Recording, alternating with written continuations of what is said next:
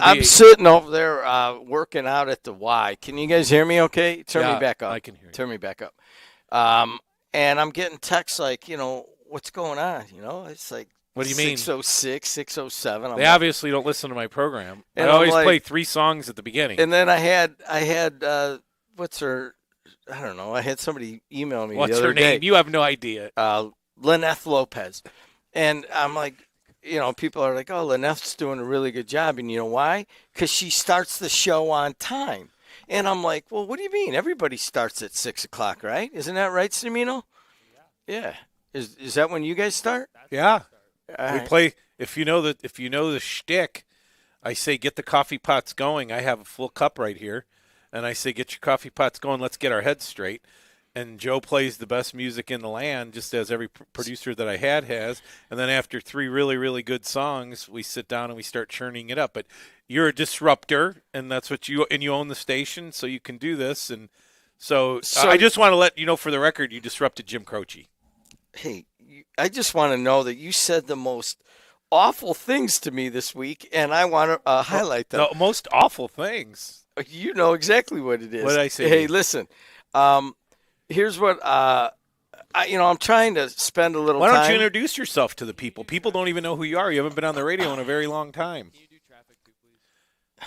Yeah, aren't you supposed to do Hey, traffic can you and turn weather your when mic you up? I first can't start hear you.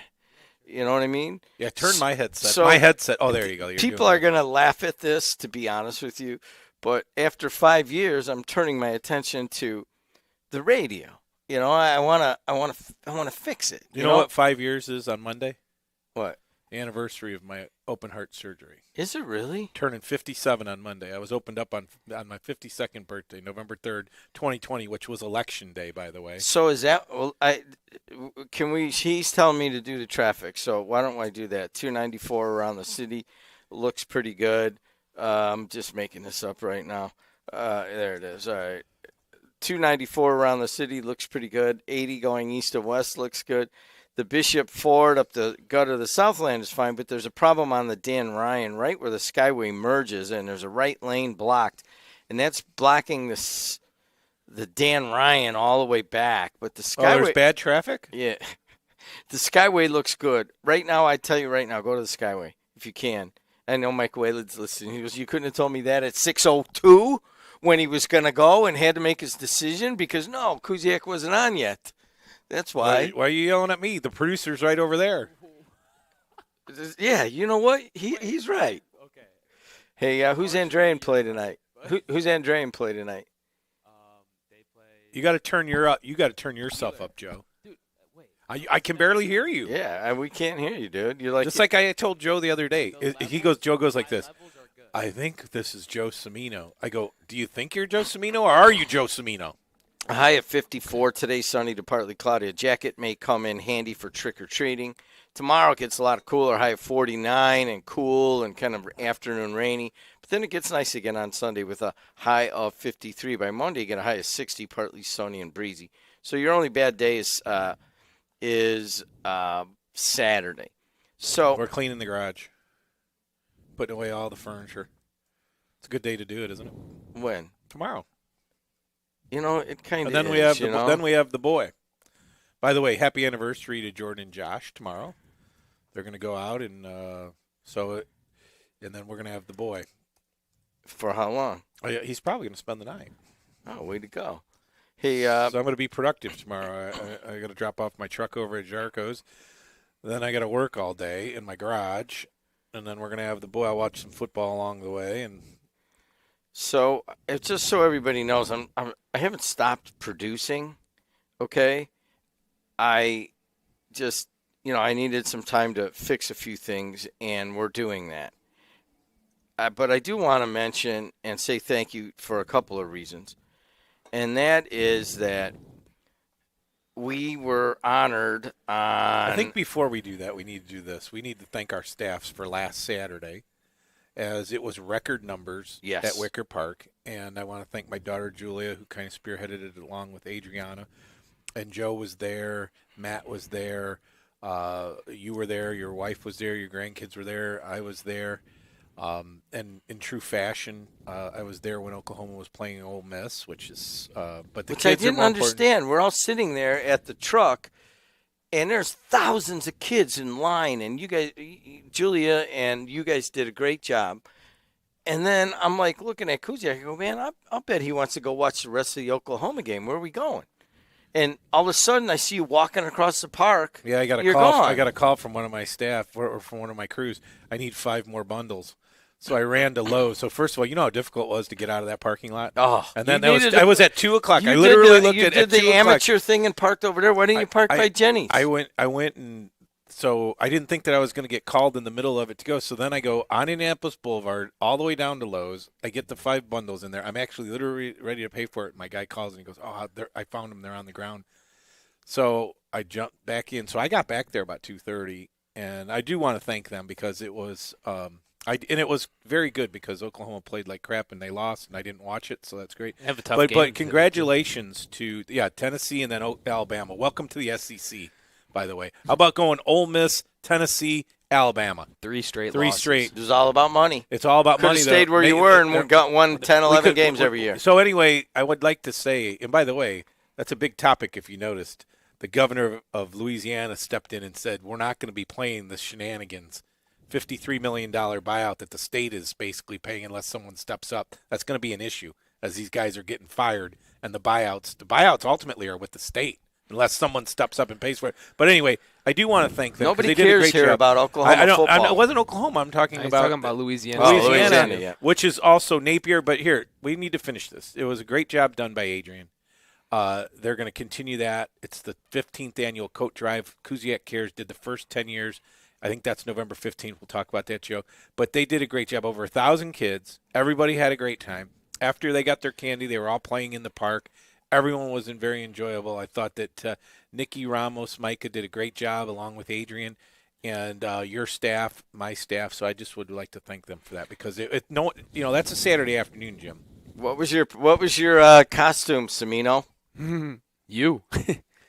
I showed up, and I knew that. I knew three, that. I want to say these 3 idiots, but they're too young and they wouldn't be able to take it right. So I'll just say these 3 comics are sitting on the end of a pickup truck that says Kusiak along the side.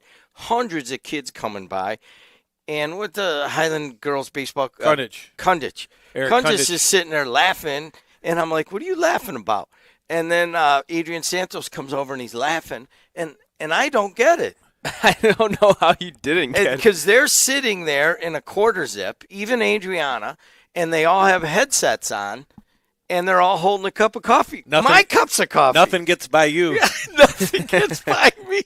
And I'm like, even my wife's like, you're an idiot. Do you see what they're doing? And I'm like, the worst part is you go like this. You go, they look terrible. How are they dressed? You know what I mean? And you literally go, look at that coffee cup. They look terrible. And they're sitting on a mat. They're sitting on a cushion. And you go, I can't believe that. Look how irritating that's looking. And it was all you. it was me. and then people were coming up and they had, you're Jed. Oh, you're Jed. Who would wear clothes like that? And all these people from North, everyone came around and they're like laughing at me. And I don't even know what you're laughing at. What's so funny? And then I walked up finally, and I don't know, somebody told me, and I'm like, I looked at it, and there's pictures all over the place, but you could show one of them, and that was really cool. And 1,000 kids. I think the main thing of that is you're seeing more and more of that with trunk or treats. And then my daughter took Jameson, my daughter and son-in-law took Jameson to Purdue Northwest on Monday at 5 o'clock, because they weren't able to make it. They were actually at the Purdue game. They went to Purdue against who'd they play? They almost could have won that game, Rutgers maybe or something like that. Rutgers. So they and Jameson, they stayed for the game, and that's a big deal for a 22-month-old to be able to do that, 21-month-old. And so they weren't there, and they really wanted to be there, and then so they went to trunk or treat at Purdue Northwest. So congratulations to them. They said it was very well attended. And you're seeing more and more of that because and think about that. It's more of a controlled setting as opposed to sending kids to, especially now that you have the internet. And I mean, I know we've had the internet, but it's so prevalent now that people are actually marking houses where predators live. You know, I mean, that's a big thing. If you go down the Times, they have it like every, week or every other week. if you really went online and looked at that, you're like, oh, let me take my kid to someone that I don't know and let them give them candy, and then I'll let them eat. When you really think of it that way, you would never do that. But Well, when you we were could growing have up, well, when you before. grew up, we all knew it because we knew everybody on the block. Like you, like I could still remember who was next to you, and from walking from my house to your house, and I was the paper boy, so I knew everybody. Now you don't know, and then now we got these child predators all over the place, and I think that trunk or treat is going to get stronger and stronger as it goes on. And by the way, isn't today Happy Halloween? Yeah, happy Halloween. I'll be giving away candy at my sister's, and they're going to take JMO Well, for a we'll little be bit. in. We'll see you. Yeah, so Yeah, we'll see. I'll be doing it in the same neighborhood with the little grandkids. Hey, I want to say a thanks to also to Munster. Did a really good job. I mean, there was almost as many people at Munster as there was. my kids, my daughter and son-in-law tried to take Jameson. I think they were all the way at the tennis courts. The line was all the way out from the very or around the building, east wasn't it? Around the building, all the way into Community Park. And then I'm like, well, why is this such a big deal? Then I go in there and I see athletic director and coaches. Every team has like a scary thing, and they're giving away candy, and the kids loved it. And about halfway through, I'm like, I see Clark, who works over there at Munster, Dean of Students or something, and I'm like, dude, is this almost over? He goes, Jed, you're halfway. And they had so many holidays. I applaud that, not only for the community, but I've always said this before. You're using a building that we're paying for 24/7. Everyone's coming together. That, to me, is a definition of community. I'd like to say just a couple other things here. First of all, thank you to there's a picture. That's what you look like. What a bunch of other than the fat guy to the right. There's me. a fat guy on the right, which kind of resembles me, and then there's three people dressed like me, and I don't get it. They're holding a coffee cup, they have headsets on, and they're wearing a quarter zip. Who thought of that? I did. It's actually that's amazing. That's what you look like in the morning. All right, well, not today. I got a hoodie on. I just worked out. Hey, I want to say thank you to the Indiana Broadcasters Association. We won 3 awards in the sports category. They went down on Tuesday night, and I wrote it in my Substack that they sat next to Dan Dockich, who didn't win any. Dan Dockich was up for something? Yeah. And I bet you Dan made some money, though, is he still – I think he's back on, isn't he? He's back on. We're trying to get – and I write in my Substack. Please go there. It's called Jed in the Midwest right now. I think we're going to change the name. But you could go there, and I write about Dockich. And we've tried to get his show here. And, I think his manager – Is he back on the sports? He's back and doing his show. And it, he's turned into a conservative radio guy as well. He will surface on – either Newsmax or Fox. And so, but I'm like, let's get Dockich on, and I don't know, they can't get the deal done, but maybe we'll get it done, and me talking about it will bring some highlights to it. Maybe there's somebody out there who's one of his buddies, like, dude, you need to be on JOB. Why don't you talk to Tom, his brother? I've had him on. I've interviewed Tom. So have I, but I just forgot. I saw him not too long ago, and I just forgot about it. The other thing is, I want to say thank you to the Society of Innovators. We have been inducted. Semino, where were you? Were you invited? No, I'm sorry. You know what? Thanks, Jim. We didn't. You wanted to go. We didn't want to. We didn't really want to invite the students who were in class, like Kaufman and you and Lyneth. No, wait. Lyneth isn't, but Adriana is, and Adriana went. No, you asked me like a couple times. You're like, did we invite you? And I was like, no. And then you're like, did you want to go? And I was like, not really. Well, it was a 2-hour thing. So yeah. I heard the food was really good, though. Food was good. And that sounds like a Northwest Indiana one region event. Did anything get done? Food was good. Oh, here we go. So, anyways, we got an Innovator Award for, basically for the Sports Network and all of the tech that you guys – that he's learned. Did they give you a big trophy? Okay, so I want to read my Substack, right? This is what's going on. Here's what we're talking about. So, the guys go down, they pick up IBA awards, and they have to drive back and go straight to this thing. So, I had to give those guys a ride home, a couple of them, because they were going different directions. So I drove Peter and Ben back home. They had traveled to Indy, sat through IBA awards, slept in a hotel, got up early, and drove 3 hours back to the region. Then they sat through a long innovators ceremony, which was outstanding. They just wanted to get home, and they both declined my offer to stop and get a drink to celebrate our young awards. generation, Jim, I go, they don't we do that. won awards last night. We won an award today. Finally, somebody has noticed. Jim, don't take your drinking into the young next So generation. hold on a your second. Drinking problems into the next But generation. what happens while I'm driving? You My phone rings. My phone rings. It's right here. And I go, geez, this guy has not ever once declined going to get a drink with me. Okay? So there's always Kusiak. He'll always meet me in a bar, whether it's to celebrate something or not. He often calls in the middle of the day to pontificate about one thing or another. He called while the three of us were in the car, so I put him on speaker. Don't say anything bad about my staff. You're on speaker, and they can hear you, I said. I just tell them straight to No, their listen. face, Jim. Kusiak says, I don't ever say anything bad about your staff. They work harder than you do. Okay, thanks a lot. Thanks a lot, Kuz. Hey, Dave, by the way, we won some awards last night at IBA and a Society of Innovators Award today. We're on our way back to the region. You want to get? Good for you. Cuts me off. Like, what do you mean, good for you? He goes, I already knew about the awards. Tell me this. Was there a check attached to any of these awards? Come on, Dave. You know there wasn't. Call me back when there's a check attached. I got to take this call. Bye. So you I feel hung good up. about yourself. I never got a chance to even ask him to go for a drink. So What a here's what the, a so jerk. I've been involved in politics for a very long time, and here's what I learned, and this is going to get controversial, but it's the truth. Most of my stories are. So Most. I noticed this when I was in East Chicago in the 90s when I was in Citizens in Action and we're doing all this stuff, and I always see. So typically people in charge, which tend to be white, in charge of African Americans and Hispanics, Hispanics, they're trying to get this, or African Americans trying to get this, and they're always like, I remember being at a meeting, and it was like, we're going for some really serious things, environmental issues, safety, them spending too much money, all this stuff in East Chicago.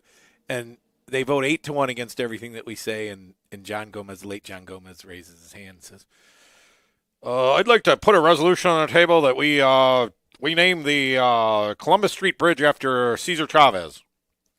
They go, that sounds like a great idea. 9-0. He's all happy. We got the bridge. You didn't get anything done during the meeting. You got nothing that you wanted to get done for the community, but you named a bridge after it. I said, that a boy. And so what white people that have power do is they name things after people. They give people titles. They give them all this stuff, and they think they're all happy. Look, I got a street named after my person. You got nothing, okay? They didn't give you any money, and it's like, you remember Animal House when they wanted to take the Flounder's car, and the guy goes like this. He goes, hey, we need to take your car. He goes, oh no, it's my brother's car. He said, I'm going to make you special assistant to the so and so. And he goes, oh, okay. that's like the minority communities. Oh, name a street after me. No, give me a check. Joe, let me teach you this at age 22. You don't care about the title. Add a 0. Okay? You tell people what they are based off what you give them, money-wise. Not a title, not naming a street or a bridge after him. Oh, we're going to name the Grant Street after Mayor Hatcher. Oh, great. So, What does that do? You know what? I just thought of this. By the way, why is that light not on? I'm kind of glad we didn't go for a drink because I would have had to listen to this for an hour. Well, right? I could tell you all the people that got checks. And you know what happens when they get checks, Jim? They're able to go online and order new equipment. So when you get a trophy, you got to dust the spot and put the trophy on there. We got 3 trophies. Well, I would have gave you 4. we got 3 and Dan Duckett's got nothing. Yeah. Who has more money? What does he get paid for his programs versus what we get paid for ours? So anyway, Semino, I want you to be aware, and everybody who has contributed to what we've done. There was a guy who got an award, and he talked about that we often toil in an abyss where it's kind of dark and nobody tells you anything, and eventually it's just nice for people to notice that you're doing good work. And you're doing good work, and everybody here. Congratulations. Golf clap. As Billy Baker says. Golf clap. I mean, for all the work that you guys did, it's very nice that you people have been noticed. Seriously. I'm not joking. I think it's always important that awards are given. The best award story is this. I got to tell you. Give me 2 seconds. We're at the Whiting Robertsdale Chamber of Commerce. This I don't know, 10, 12 years ago. Might even be longer than that. And I'm at the table with Tom Kyleman, Don Kalbowski, others, and they have Harry Volkman speak. Okay, and this is before cancel culture. So he is insulting every single person under the earth, which I found very entertaining, by the way. But I don't really care to listen to anyone, and so I'm like, and I'm not getting paid. I'm just filling the table, and I look over at Kyle and I go, we were at I think Dynasty or something. I go, I'm going to go over to the Cavalier Inn. I said, you guys can meet me if you want. So I always try to grab a table where it's close to the bathroom so you can slide on out. So I slide on out. Next thing you know, I'm sitting there talking with Wally Kazbricky. 2 minutes later, Tom Kyleman walks in. Now he's in charge of the table, in charge of communications for BP. About 30 or 40 minutes later, maybe an hour later, here comes Don Kalbowski with an award. Tom was the man of the year. He left, and here comes Donald. Donald walks up there and grabs the award, and then he comes in and he meets us. I think Harry Volkman is still speaking at Dynasty. I mean, literally, I'm not lying to you. He was speaking for over 30 minutes. It might have been 45. I know I caught the first 5, and I'm like, yeah, I'm good. You know what I mean? And I'm not getting paid. Just like yesterday, you wanted us to go listen to the governor, which would have been great. If I wasn't in the middle of my busy season, I probably would have thought about going to that thing. Sitting for 2 hours, you have to wait 2 hours to listen to those people? No, we ain't doing that. Andrew did, and but he gets paid for that. We're going to play 219 News Now. Do you know how to get it? Yeah, we'll get that and play that. Andrew went to see the governor and Kristi Noem, and how's she look? He got a couple of awards downstate too. How's Kristi Noem look? I heard she's very attractive and she weighs less than 100 pounds. You talk about politically correct. First of all, you admit to liking things that are politically incorrect, which Harry Volkman. He was worse. He tore up every single. He tore up every single. I mean, it even had the people in Whiting Robertsdale blushing, which is a hard thing to do because they're pretty hardcore people. You know what I'm saying? So, I mean, we have thick skins. They're kind of our cousins. They're the Slovaks. We're the Polacks. We're cousins. You know what I'm saying? Anyways, I forgot one other thing I wanted to say. Everybody have a good, happy Halloween tonight. Are you taking the grandkids? I am. We're going to stop. We're going to go by. Yeah, I'm sure they're. I'm the one giving away candy, so they'll get a lot of candy. I walk with them, kind of in a stroller, and then you guys want to hear? Can I tell a story, or is this only your story? No, you can tell whatever story you want. You own the station, Jim. So the kids come over the other day, right? And they're like, hey, everyone's going to dress up Friday night. The in-laws from New York are even in to celebrate. Oh, really? Yeah, they're in. They want to go trick or treating with them. So we'll all come by your house. I enjoy speaking with them. I look forward to seeing them. And they're from in New York City, and they have really good, insightful political. She does. What's their names again, Jim? Danny, and Lenore from. And Lenore is quite the singer. Brooklyn. She sung at the wedding. Yes, very talented people, and they're in, and we're all going to do the whole thing. So my wife bought a costume, Danny brought a costume, Lenore brought a costume, and my granddaughter looks at me, she goes, Gampy, what are you going to be? And what do they call you, Grampy? Gampy. And I'm like, hey, man, that's not what I do, I mean, people just dress up like me and make fun of me, and that's good enough, right? You should dress like Joe. Yeah. That's what you should do.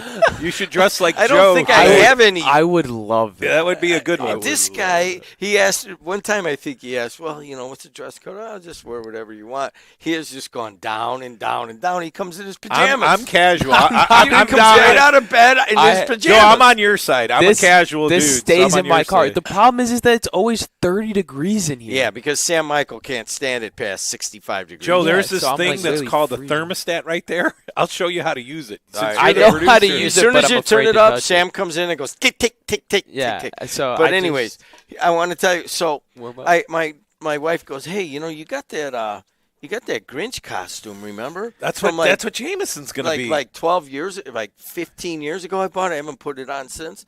So it might be a tad bit heavier than I was 15 years ago. So to put it on, I got to take my pants off, and I got to take my shirt off, right? Mm-hmm.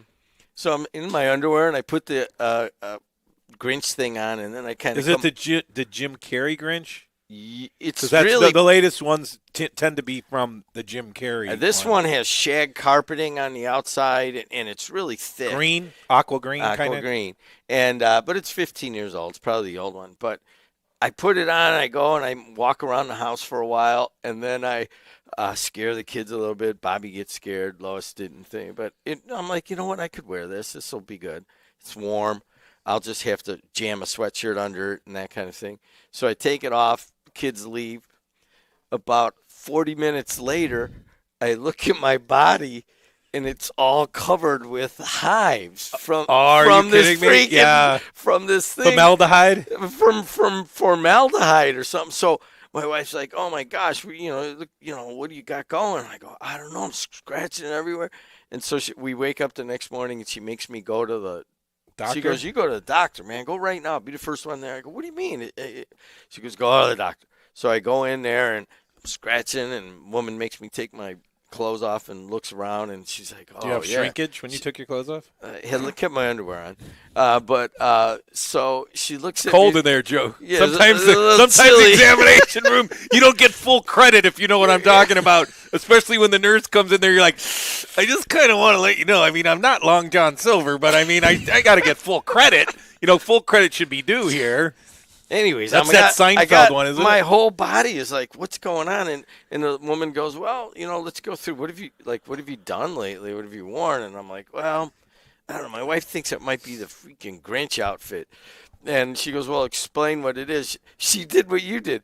Is it one of those big green puffy ones? So she goes, it was probably made out of like this certain formaldehyde. Yeah, it was made in Vietnam by 15 by, years by ago. 6-year-old kids, And they're not allowed to make it Yeah. out of that anymore. And she goes, "Oh, I've seen this before." And she's like, "Yeah, you should probably just throw that away." And she goes, "Here, take this pill and rub this stuff on it, and it'll go away in a couple days. Don't worry about it." And so If you know Jimmy, whenever you say take this pill, Jimmy's like, okay. I mean, you're like, what does it do? That's the fun of it. You never know. It's kind of like taking whatever it is. So I go over to work out this morning, and I'm like, "Hey, I'm gonna, I do my workout, no problem. I got a sweatshirt on and everything. And then I go in and I strip down to put my swimsuit on and go swimming, and then I realize if I saw that guy getting into a pool, I wouldn't get into the pool. So Jim, I'm like, I can't walk out there with all this stuff. Some people have psoriasis and other things like that. So I think that's talking about being politically correct.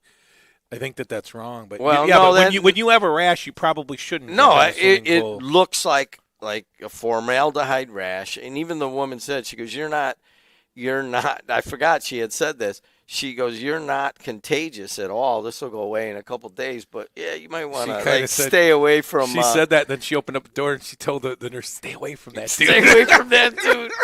So I will not be the Grinch tonight. As What? a matter of fact, if somebody has a costume, and then I went in there, I had a couple others. I just threw them all away because I'm like, if they were made 15 years ago. You put that directly on your skin without having nothing. It was like the underside of like. So shag carpeting. I have the lowest tolerance, and my wife buys most of my clothes. She literally, and my kids too. They know from like my birthday and stuff like that. They literally will. There's things, and I remember as a kid, it was Magic Johnson, not Magic, Irving. No, what's his name?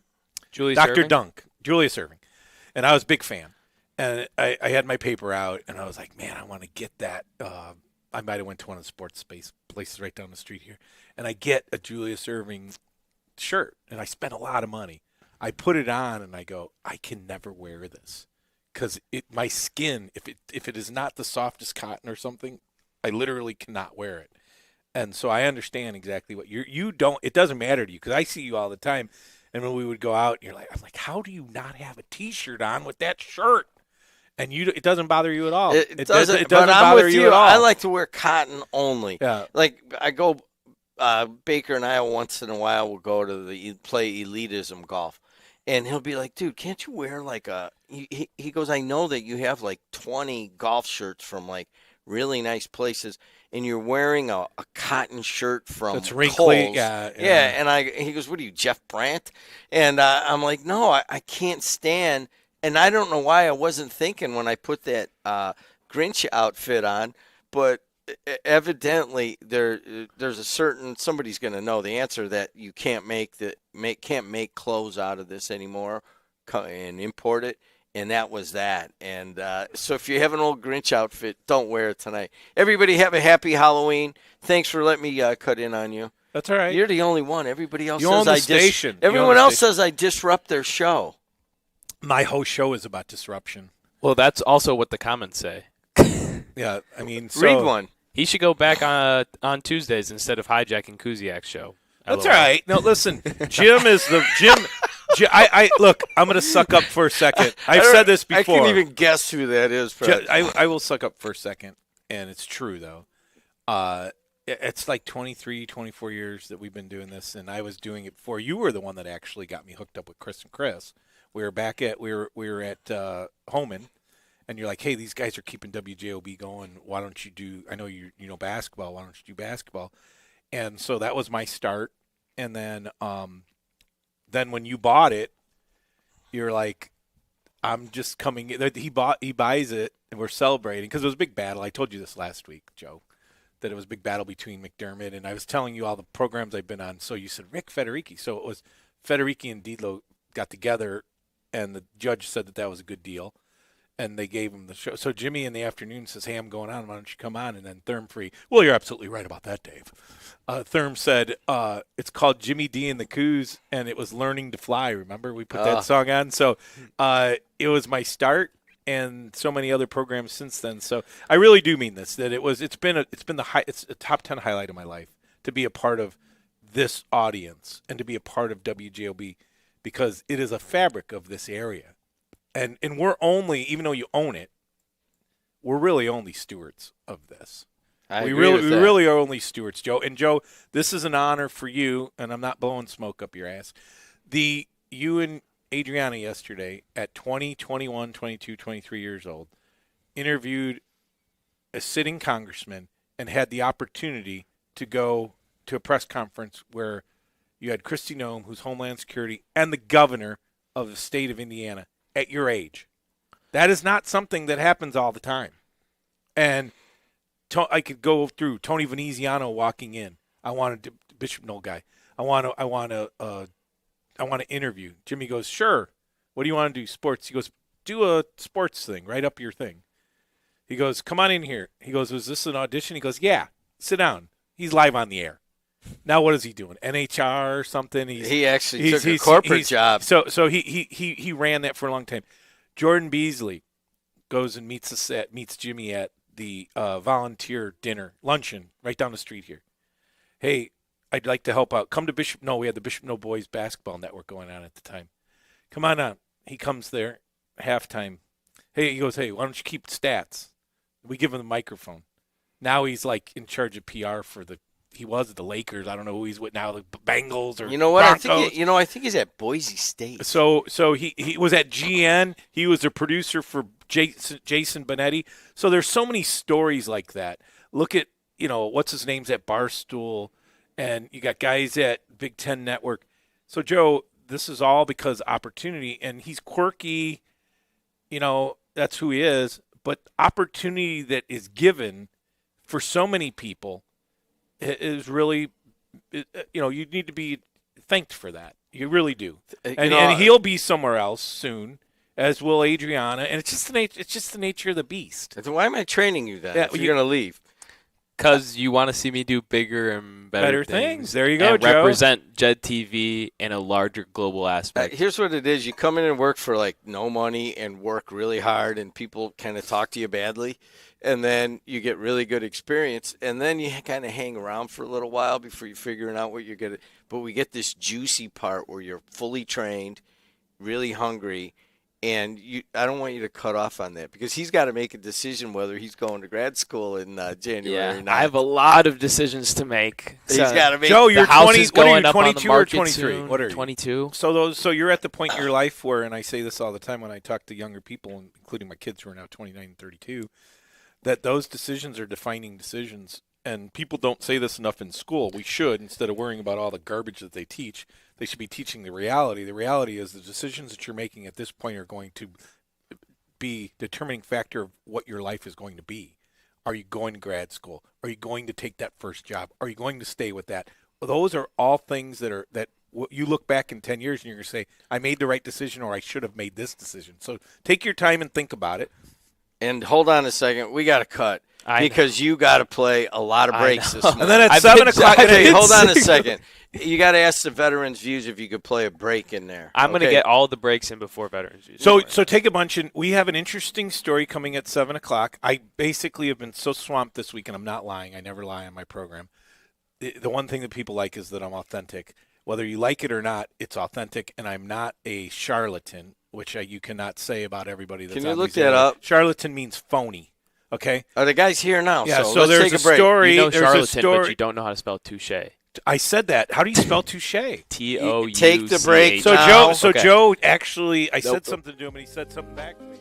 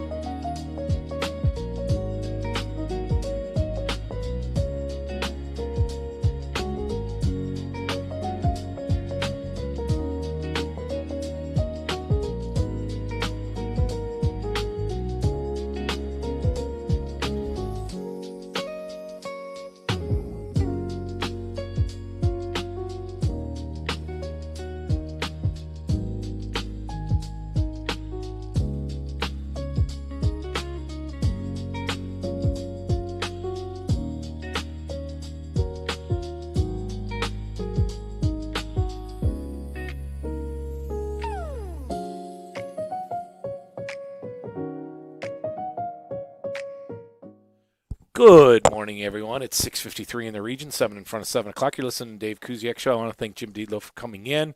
We went over some things. Hopefully you found that informative, maybe entertaining, a little bit of both. That's what you get on Fridays. Joe Cimino is learning and growing, and we want to thank him for producing. We're going to turn here to a very serious topic, immigration. I want to thank Morphin. What's your first? Lolly? Lolly Morphin. Is it Cuevas now? Cuevas. And our families go back a very long way. Lolly, you're younger than me quite a bit, I think. And so the Kusiak, the Kusiak, and Morphin family go back a very, very long way. I had the utmost respect for Rick Morphin. Unfortunately, passed away a couple years ago at 85, 80. And I know the family very well. And Lolly reached out to me and said that there's a story that we need to highlight. I said, absolutely. This is what we do here in the region. So I want to let me read a couple first paragraphs here. And I want to apologize. You sent me this information. I've been so swamped. Normally I would do my homework, and I just have not. So it's good. I'm going to learn as you guys talk, as you all learn. But this is, let me make sure I'm reading the right one. Is it, which one's first? Which one should I start off first? If you look at it, is this on Thursday or the Krill family? Which one should I read first? Okay, let me read this one first. Okay. On Thursday, October 23rd, 2025, our family experienced something no one should ever have to go through. At around 6 a.m., we were suddenly woken up by federal marshals and ICE agents. Without warning or time to open the door, our front entrance was broken open forcefully. During the chaos, Arnold Carrillo was aggressively restrained, hit and strangled, despite offering no resistance. The rest of our family, including our parents, was dragged out of the house. Despite asking many times to see federal paperwork, ICE refused to show any during the raid. ICE showed no compassion, even though 3 of the 5 people present are U.S. citizens. Now, just 5 days later, we are facing 4 separate court cases, as ICE is claiming our family showed resistance and aggression. This situation has deeply affected us all. My sister, who has diabetes, and my mother, who has ongoing health conditions, were both terrified, but complied without any aggression. My younger brother, a minor, is still shaken from what happened that morning and is still not with his older siblings. We are now doing everything we can to defend our loved ones, but we need help. The cost of hiring 4 separate lawyers to represent each family member are more than we can handle alone. The Krill family is a Christian family who has always believed in helping others and giving back to the community we're a part of. 2 of the affected, it gets cut off there a little bit. The Krill family is a Christian family who has always, okay, so it comes here. 2 of the affected members are AJEC leaders who dedicate their time to mentoring youth, organizing faith-based events, and supporting families in need. Our faith has always guided us, and in this moment, we're holding on to it more than ever. Any donation, big or small, will go directly toward legal fees to ensure everyone receives fair representation and justice. From the bottom of our hearts, thank you for reading our story and supporting our family during this devastating time. Your help means more than words can express. You can Zelle Arnoldo, and that's you, Arnoldo, right? Directly at 219-378-0559. Thank you and God bless. So we have with us, first of all, put this like this in front. And also, this is your sister, if you want to put that in front.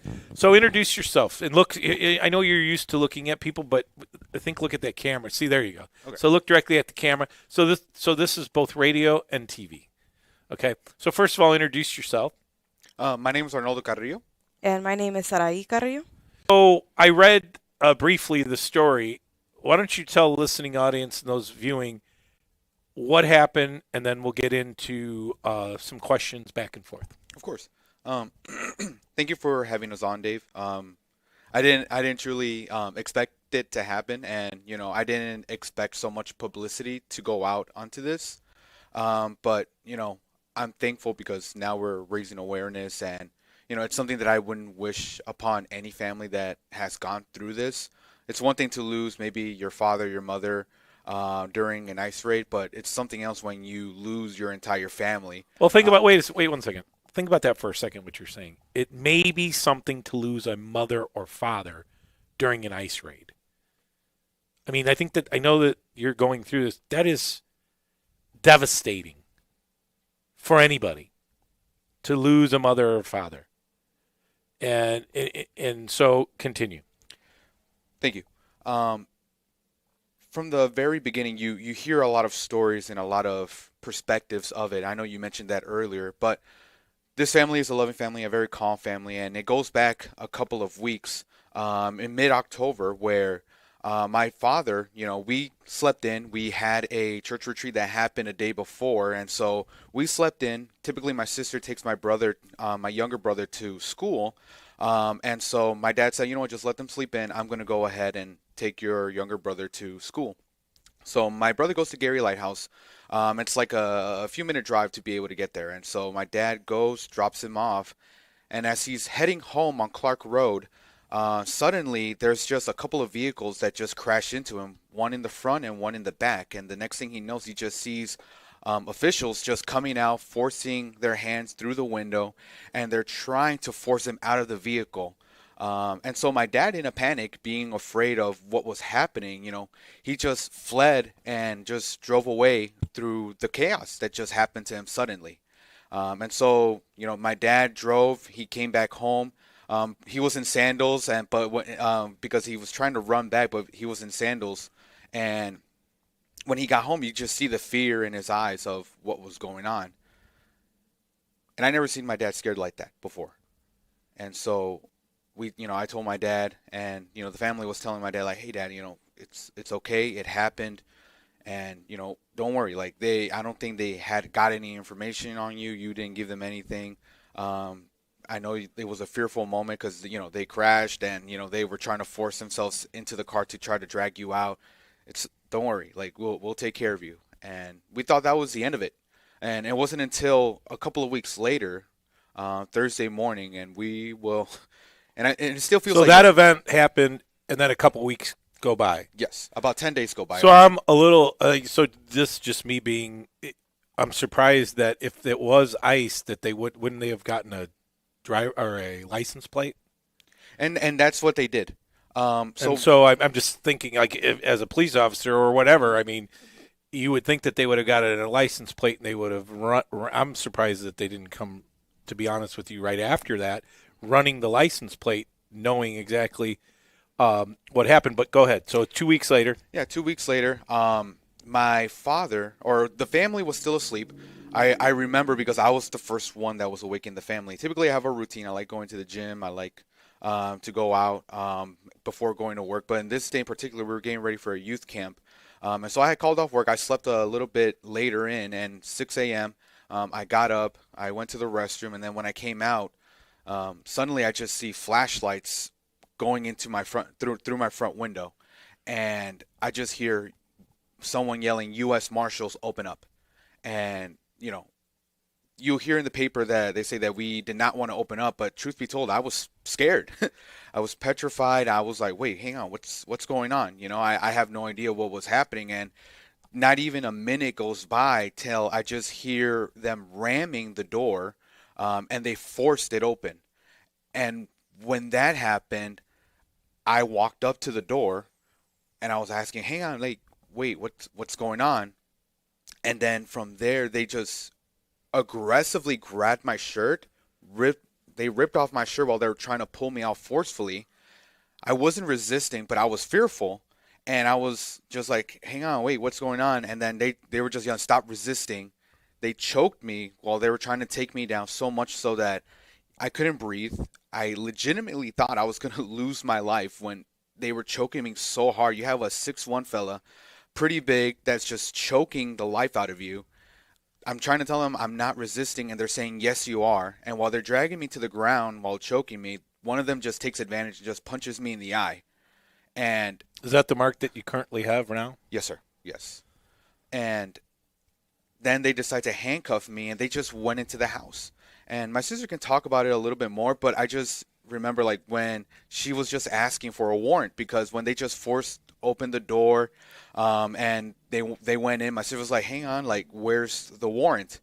And so what they did was they showed us a half sheet of paper, not showing anything at all yet. They didn't demonstrate, who it was for, what it is.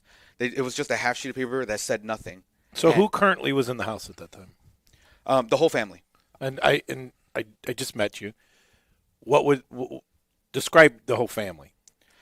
So for me, I work at a No, I mean not like mom, dad, Oh. brothers, sisters. So number of kids and what they are in relation, just so the listener can understand. Yeah, of course. So there's my mom, my dad.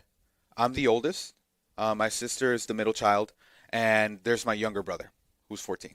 And how long have you? So to give the background, your mom and dad. When did your mom and dad were they born here? When did they come to the country? Were you guys born here? Explain that situation to the listening audience. Yeah, so my father and my mother, they came into the U.S. around the same time. It was in the 1990s when they came in.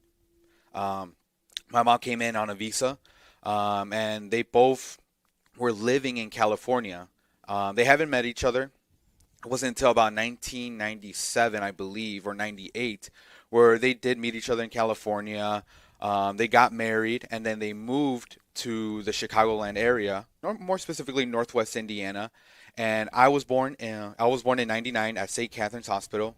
My sister was born in 2001 at St. Catherine's Hospital, and then my brother was born in 2010, also in St. Catherine's Hospital. As I was, and Lolly, were you born in St. Catharines?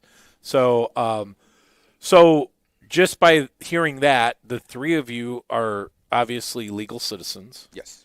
So what status would you say your mother and father currently hold? So I know, as to my understanding, that my dad is undocumented. My mother, since she came in on a visa, the visa did expire, but she is in the was in the process of renewing her visa right now. So this is a very common situation in the United States of America. And so your parents are undocumented at this point, and they had three children in the United. So you guys are born in the United States of America. Yeah. So the three of you, and I'm not an immigration specialist, by the way, but my understanding is that you guys are United States citizens. Mm-hmm. Yes. So now that they came in, where's your father and where's your mother, and what's the status of what's going on? So I know my dad had court yesterday. I haven't gotten info on how that turned out as of yet. I know in the first court hearing, everything turned out pretty good. And so he had another one yesterday. And so Where is he currently at? he's at the Hammond City Jail under U.S. Marshal custody. So, and I'm learning as this is going on. So if someone is taken in by federal marshals, which the U.S. Marshals, I believe that's federal, they can take someone to the local jail? To my understanding, based on what I have learned, which is unfortunate to say, they just take them to, when they took my family, when they arrested all five of us, they took us to the local police station in Gary. So they arrested. So let's step back a little bit. When they came in and you said they forcefully came in and broke in, they took the entire family to Yes. jail? Yes, sir. And so all of you guys went to a local Gary? Yes. Yes, sir. Okay. And so we got to stay on track. Jimmy and I did not stay on track with a break. So it's 7:06. You're listening to the Dave Kusiak Show. We have the Carrillos on. We're talking about a recent story, a current story. And we'll finish up that story. And if you guys want, you can take phone calls. It's up to you. And I'm learning the story as we speak. Special thanks to Lolly Cuevas, used to be Morphin, for highlighting this and wanting me to bring this to everyone's attention. And this is a very common story in this day and age as you turn the TV on. And I've lived in the region my whole life. This has in some form or fashion been something that, because of where I lived, been involved with. So let's take a short break, Joe. Let's get caught up, and then when we come back, we'll finish listening to your story, and it's up to you if you want to take phone calls or not. You're listening to Dave Kusiak Show on WJLB 1230 AM, 104.7 FM from the beautiful Strachan Van Til Food. It's different. Are we back? You're trying to kill me with this, man. Chuck, if you're listening, you need to come in here. So when you're playing the music, it goes up like to 10, blowing my eardrums out, and I'm trying to keep my hearing. You know what I'm saying? Thank you very much, UPS driver. Dropped off a package there, Joe. So we have Arnaldo Carrillo, and your sister's name? Sarai. Sarai. Okay, so there are some people that want to talk, and here's what I've gotten from the story. And maybe I did this on purpose that I didn't read the story, or I was actually very busy. So I heard it from you, and so far what we've heard, excuse me, as I wipe my nose,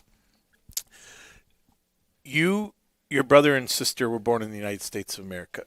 Your mother and father are here, and you're saying that they're here, they're undocumented. Your mother had a visa, so they're in the middle of, so there was a minor episode. So do you think that they were coming after your father at that point a couple weeks ago when there's a car, so there's a car in front of him and behind him? Right. So we have no idea what the reason was. There was never a warning. They never. Do you think there's a correlation between that episode and 2 weeks later them coming to your house? Well, definitely there is. I know they had signed a national warrant, and according to my understanding throughout this week, it was because that they accused my father of crashing into their vehicles, even though it's the opposite way. That's why they were able to get a national warrant for his arrest and come to our house. So he currently sits in the Hammond City jail. Yes. Which I need to get someone on from the feds, because I believe that the city of Hammond and even Gary and East Chicago didn't do that. It was back and forth between, and I'll get to that subject later. But I believe that the city of Gary and the city of Hammond have basically stated that they don't want to cooperate and they don't want any federal people on their property. So I don't know. I'm not if law enforcement to know if they can use by law the local police. Obviously, they're using the jail if your father's sitting in the Hammond jail. So it's right on, what is that, Douglas or something, right over here, right down the street here, right off of Seoul. And so let's take a couple calls. And this is a real life story. 219-845-1100. If you'd like to call, some people were on and they dropped off. 219-845-1100. But this is a real life story. So you have 3 people that were born here. You guys are United States citizens by law, and your parents are undocumented. And you watch TV, and you see this. You see what's going on more in Chicago than you do here, just because it's Chicago and they cover it. But this is a perfect example of real life. Let's go to the phone lines. 219-845-1100. Good morning. You're live in the air. Yep. Hello. Good morning. You're live in the air. Yeah, I've got a few questions. Can you hear me okay? Sure. In full disclosure, I'm a first-generation American. My mom and dad both got off the boat in 1956. Where they came from is irrelevant, but I'm here. I was born here. To the gentleman, you explained your story. I got 3 questions. Upon the first interaction your dad had with the police, with the ICE officers, prior to that, has he had any police record, any criminal record whatsoever? Yeah. So to my understanding, and it's the first time that I heard of it when it came out. But back in 1996, my dad did have a criminal record, a narcotic criminal record. And I'm not okay. Was that here or in California? That was in California. Okay, so I mean that's important information. Mm-hmm. So 1996, your father has a criminal record. Right. Okay. Next question. How do you think the ICE officers were tipped off? And you do indicate upon the initial interaction with the ICE officers during that traffic altercation, you had indicated that the people that were approaching your father were officials. So your dad had a pretty good idea these guys were in a professional capacity of one form or another, correct? In some sort of capacity, yes, we could say that. Were there in the initial, when he took your brother or dropped him off, were those cars marked? No, they were not actually. And then did the individuals in the cars get out of the cars and try to, or there was actually the cars hit each other is what you're saying? The way that my father described it to me, it wasn't your traditional traffic stop. It wasn't like they pulled up behind you and then they came out and they asked for ID as local police would do. The situation that had occurred was that my dad was just regularly driving and they just decided to ram into his vehicles from the front and back. I'm surprised that after that, just by getting a license plate, because if let's just say take all the immigration out of this, if this was any local police, I mean, they're going to be. I'm surprised that they weren't at your house in 15 minutes, to be honest with you. And that's different than the whole situation about whether it's ICE or not. If it was just if you're a United States citizen, if 2 Hammond police officers gotten and you ran into them for whatever happened. And the one thing that I will say is that they have cameras now, so everything would be on camera. They wouldn't wait 2 weeks. They would have been at your house in 15 minutes. Right. My next question, Dave, can I ask my question? Third question. Go ahead. Okay, so at any rate, we've determined so far that your mother extended her visa. She was here illegally. She never extended her visa. She probably could go through the process and get here illegally. I think we know why your dad did not go through the process. So my third question was going to be, if they were here for 20-plus years, why did they not go through the process to be here legally? And now I understand why your dad didn't, because he had that outstanding warrant from California on a drug charge. The people, I'm going to get on my soapbox just for about 2 seconds. I'm going to get off me being a kid of an immigrant myself. I feel bad for those people, particularly the Hispanics that have been here for 20, 30 years, who may have came here illegally, didn't go through the process, but have established themselves in the community and are not a threat. Because had it not been for Joe Biden opening our borders for 4 years and flooding our country unabated with illegals, those innocent people that came here illegally would not have this microscope on them now. And it's it's really unfortunate for those people. You know, your dad unfortunately has a different set of circumstances. I'm not judging, but it sounds like the reason he got busted because he had the outstanding warrant, and here you are now, and you got to deal with it. But had Joe Biden not opened that border for 4 years and let millions of illegals come across, your mom wouldn't be in the situation she's in right now. Do you think that?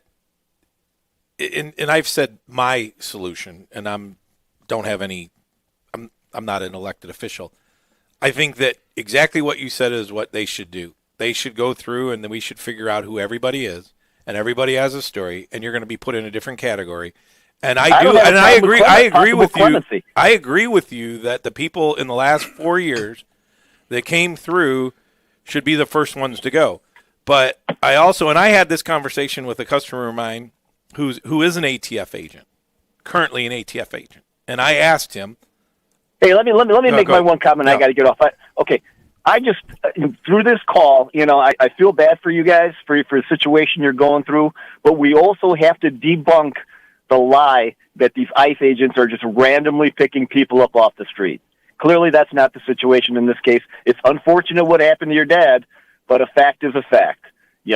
They're not going through, for the most part, just randomly picking people up off the street. I don't know if that's true, Dave. No, we know that's true, but nonetheless. Okay, I'm just telling you. That's your opinion. I'm telling you. I've also been told that they're... It's definitely not the case in this situation. I'm not jumping on these guys. I'm going to let you guys go and take some other callers, but...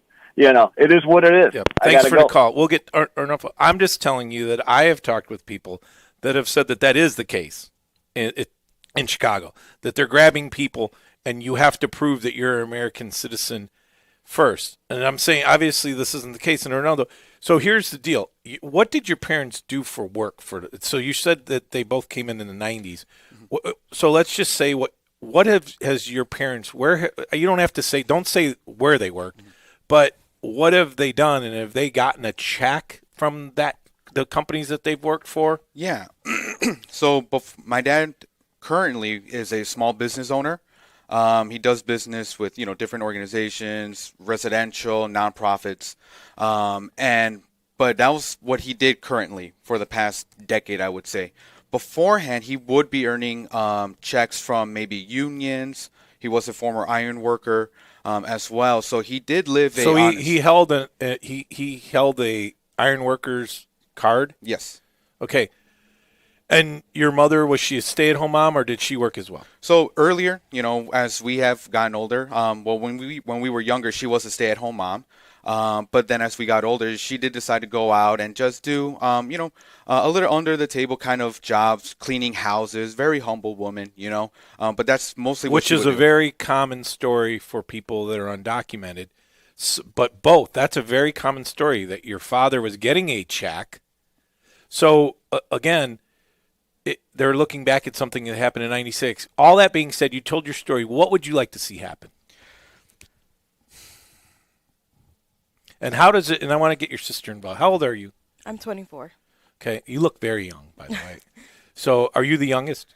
I'm the middle child. So, how do you have a younger brother or sister? Brother. How old is he? He's 14. He's the one that was at school. Yes. He goes to what's the name of the high school? Gary Lighthouse. Okay. First of all, how is the current situation affecting you, and what would you like to see happen? Um, the current situation affects, well, not just me. I think it affects our whole family. We've always been tight and close knit.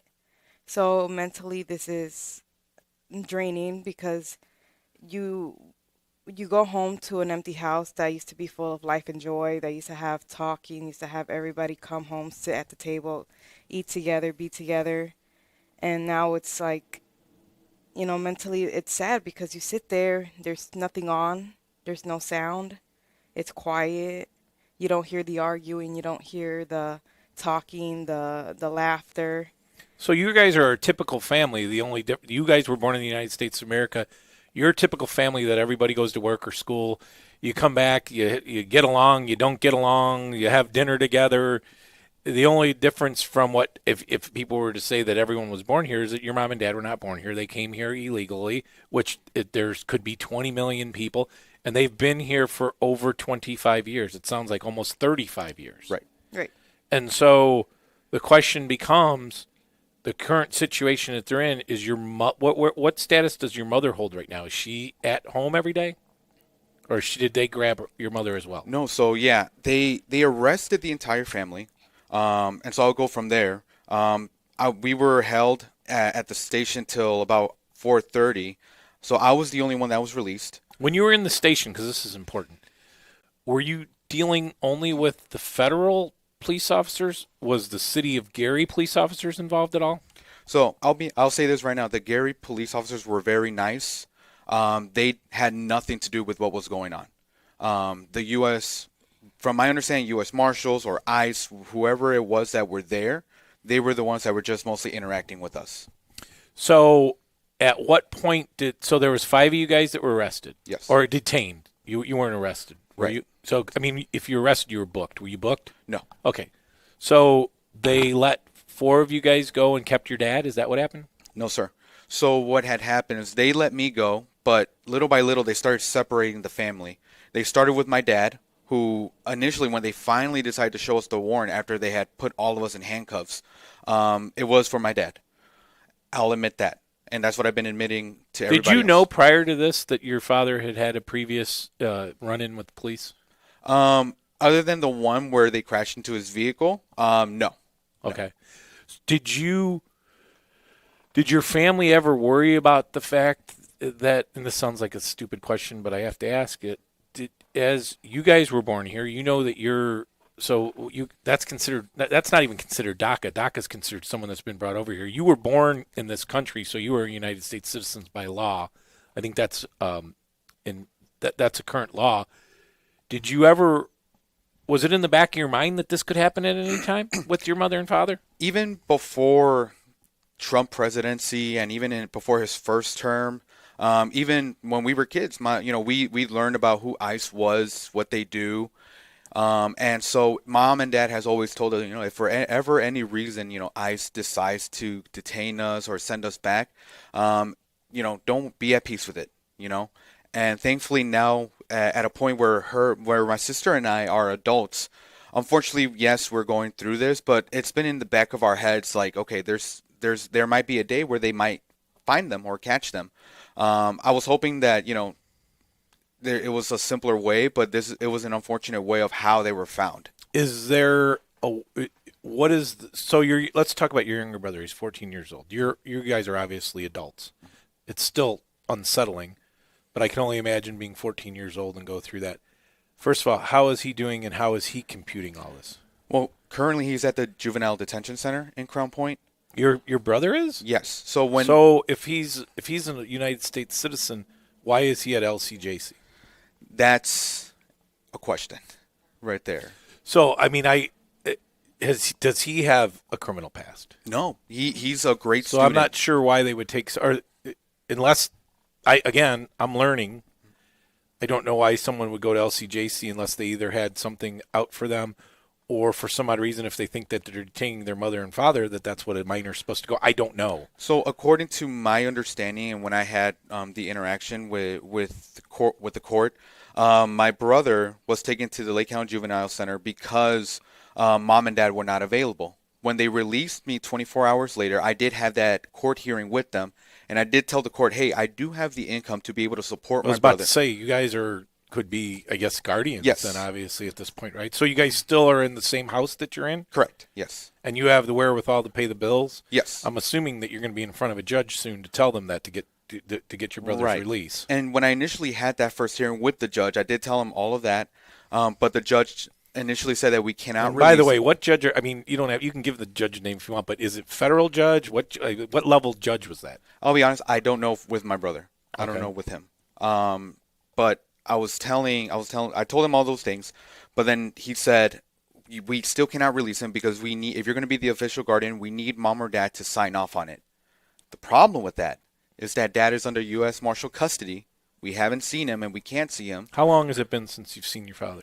I was able to see him yesterday, thankfully. But when was the date again that happened? I'm sorry. When was the date that they grabbed? October 23rd. Yeah, Okay. that was last week, Thursday. But the first time I saw him was Wednesday. How's he doing? He's doing good. It's that pride of a man where he doesn't want to look at his children because he's in that orange jumpsuit. They feed him well. I think it is the Hammond City Police that take care of him, I believe. Don't quote me on that, but they do take care of him. They do give him rec time. We deposit funds so that way he can make phone calls to us and also buy what he needs. He loves his coffee and cookies, so he's able to get that over there. And so he's doing fine. We were able to carry out the whole 30-minute How old conversation. is your father, if you don't mind me asking? He's 53. Okay. So if I'm assuming he's going to be deported. That's where all And roads so lead. is there family in where is he from? Mexico? Yeah, he's from Sinaloa, Mexico. Okay. Do you guys have first of all, do you guys ever travel back and forth? Do you have family that you keep track of? Not typically. We don't really interact with the family in Sinaloa that much, but we do have family on my mom's side in Mexico City. So that's once every couple of years we just go visit. So what is the plan? First of all, you guys are asking for help, and there's people that are listening. And this is a very, very complicated situation in some regards. In some regards, it's not. Okay.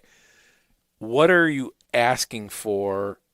First of all, I want to thank you guys for coming on and letting people. It's a tough story, and listen. As we were saying in the break, there's people who believe this. There's people who believe this. But I'm sitting next to two people, and your story is real. And your brother is a real person that lives right down the street. Your mother and father are real people that have been in this country for 35 years and in some form or fashion worked. Whether they paid it sounds like your father paid your taxes. Your mother, in a lot of ways, it's a very common story, working for cash, but have been here. And your father had a hiccup in the mid 90s, but basically since then, which you'd have to really look at if he's going to get in front of a judge, his attorney's going to say he was young and he made a mistake in 1996.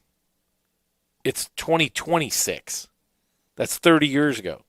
So if you're telling me that for 30 years he has not committed a crime and has worked and paid taxes, that's a bucket or a category that he would be put in if we need to solve this issue. Unfortunately for you, I believe that he's going to be deported.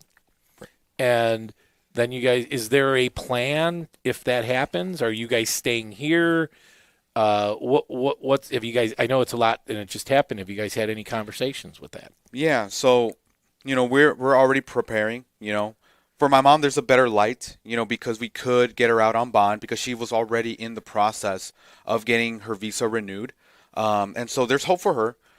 There's hope for my younger brother of being released because I was able to get an attorney.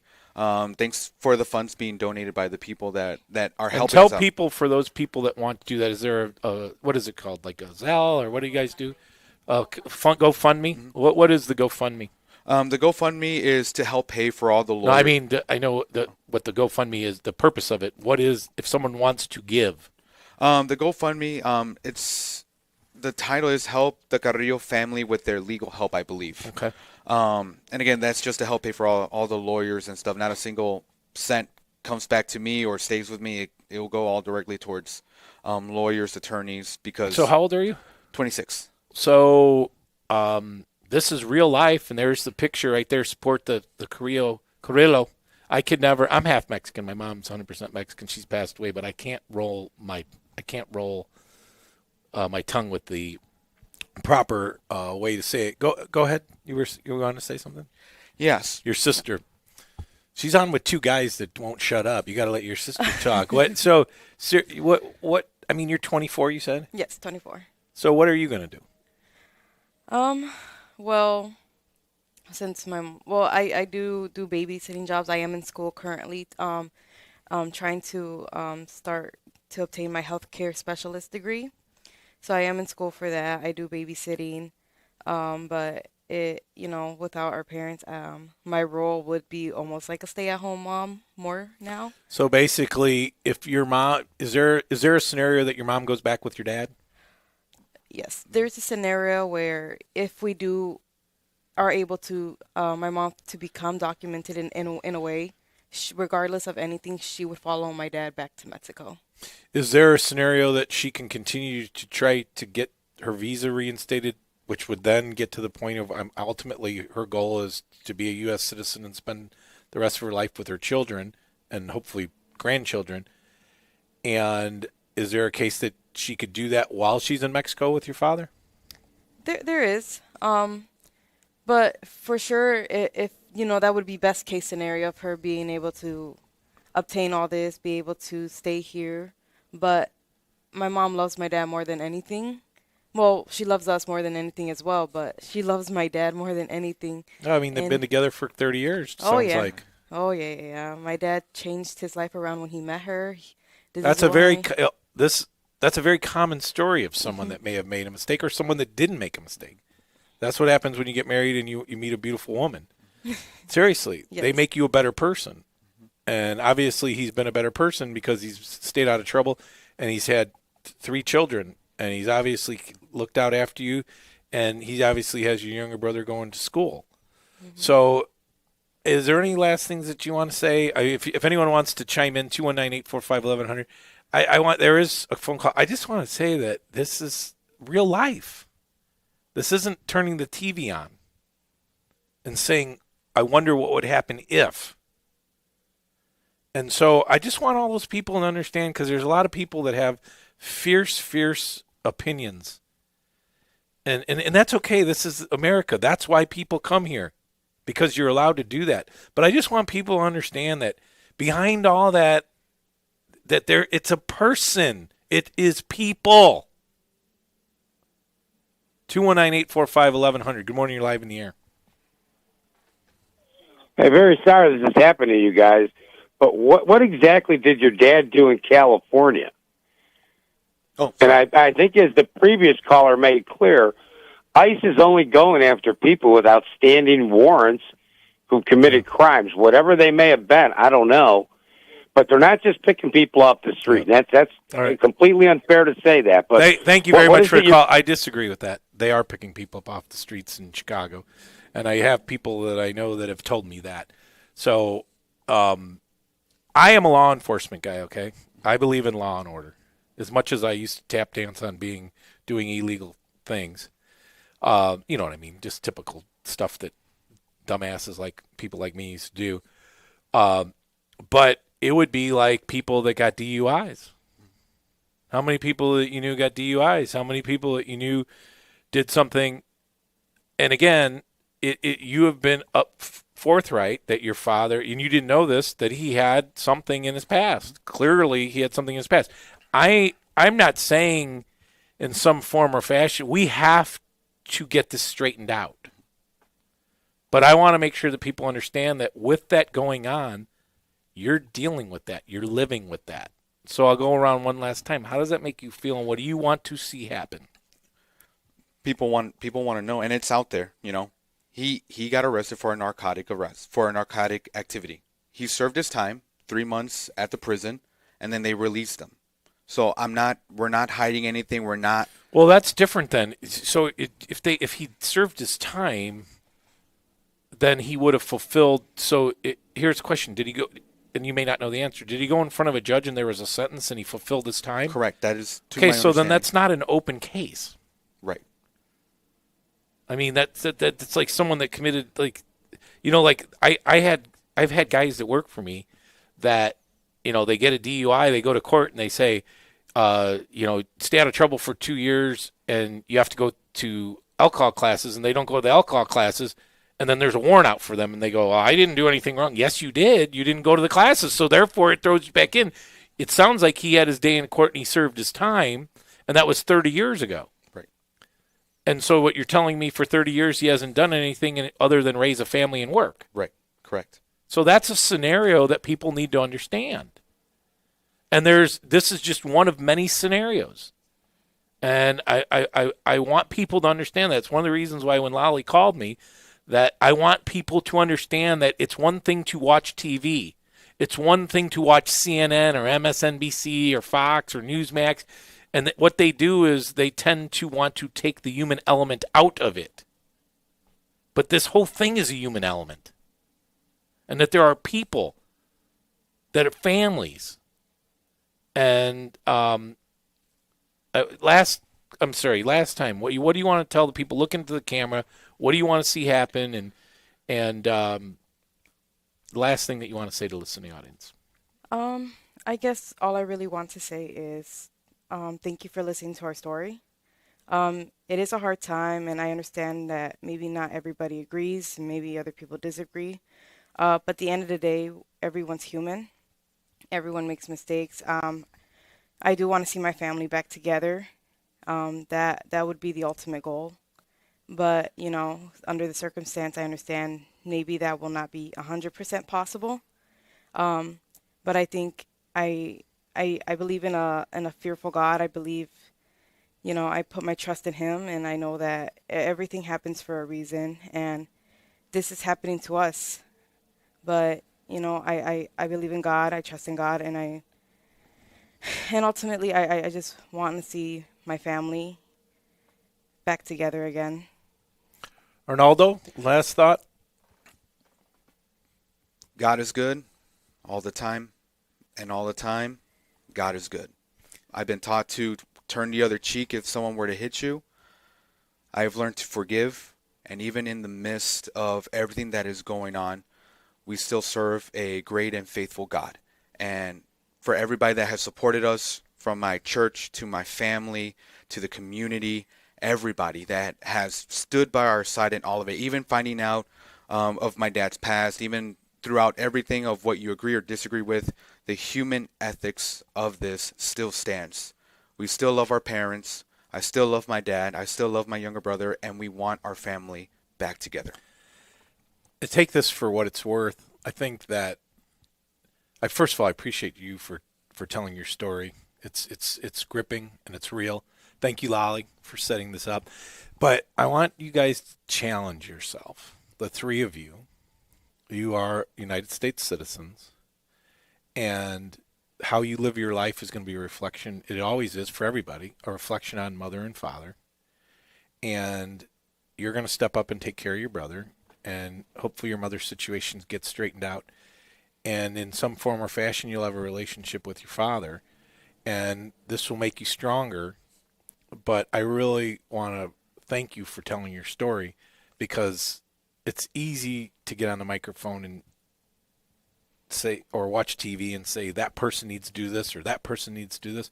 But this is real life, and it takes a lot for you guys to come on, and you're going to get through this, and you're going to get through this with your family, and you're going to get through this with your faith. And I want to thank you guys. Thank you. Thank you. All right, so you're listening to Dave Kusiak Show. It's 7:41, 19 in front of 8 o'clock. We'll get back after this.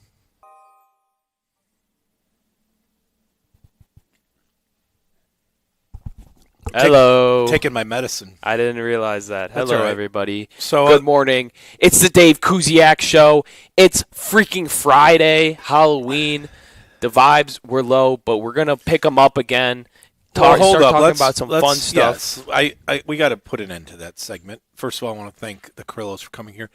Whatever you think of the story, I want to thank Lolly. It's Cuevas, but it's Morphin. And our families go back a very, very long way. And this just happened by chance, but Monday is the 5th-year anniversary of my open heart surgery. And I was live on the air telling you my entire story wearing a life vest.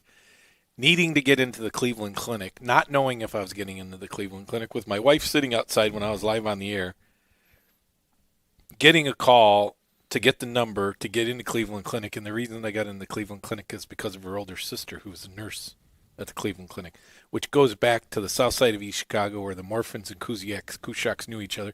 And I have a picture in 1972 of Lolly's mother. I don't even know if Lolly was born then.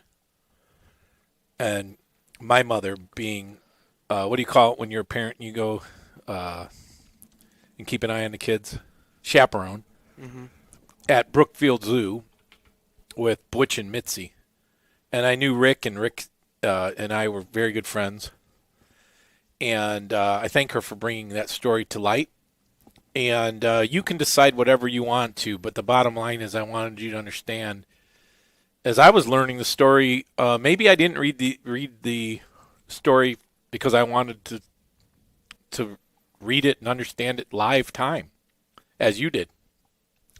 So that's some pretty serious stuff, and there's the GoFundMe page, whatever you think of it. And again, there's people on all sides of this. I'm a pragmatic individual. We need to solve issues. And I'm a law and order guy. But I also understand that people are people. Okay? And I see these stories every day in my everyday life of what I do, because I'm in the home improvement business. And I sit at people's kitchen tables and I see all kinds of scenarios, because the first thing that people normally do before they talk about their project is they talk about their life. Maybe it's one of the reasons why I'm able to bring that to light here for 20 plus years, because it's real life.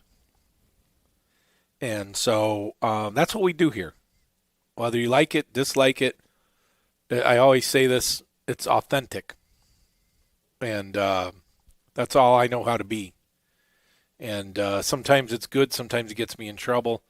But I'm turning 57, and that medicine that I just took is Entresto, Farxiga, Carvedilol, Spirulactone, Avatostorin, baby aspirin, magnesium, and it's a cocktail that was put together at the Cleveland Clinic to extend my life. And the mortality rate for people that have been through what I've been through is 5 years. 50% of the people die within 5 years. And I still got a couple days to go to make it to my 5 Monday, so I don't forget that. And so I understand.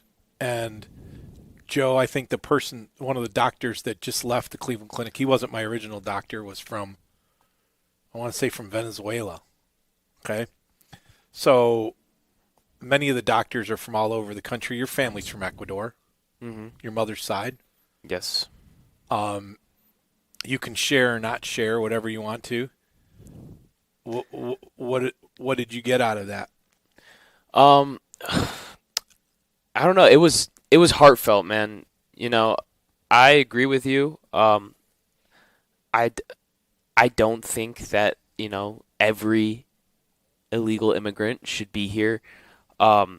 There's got to be some sort of way to filter it out, but I also do know that there are a hell of a ton of good ones, you know, that, you know, start a family, pay their bills, do their taxes, don't commit crimes, you know, send their kids to school, have those kids be better than, you know, than themselves. Like, that happens so often, and those people don't deserve to leave.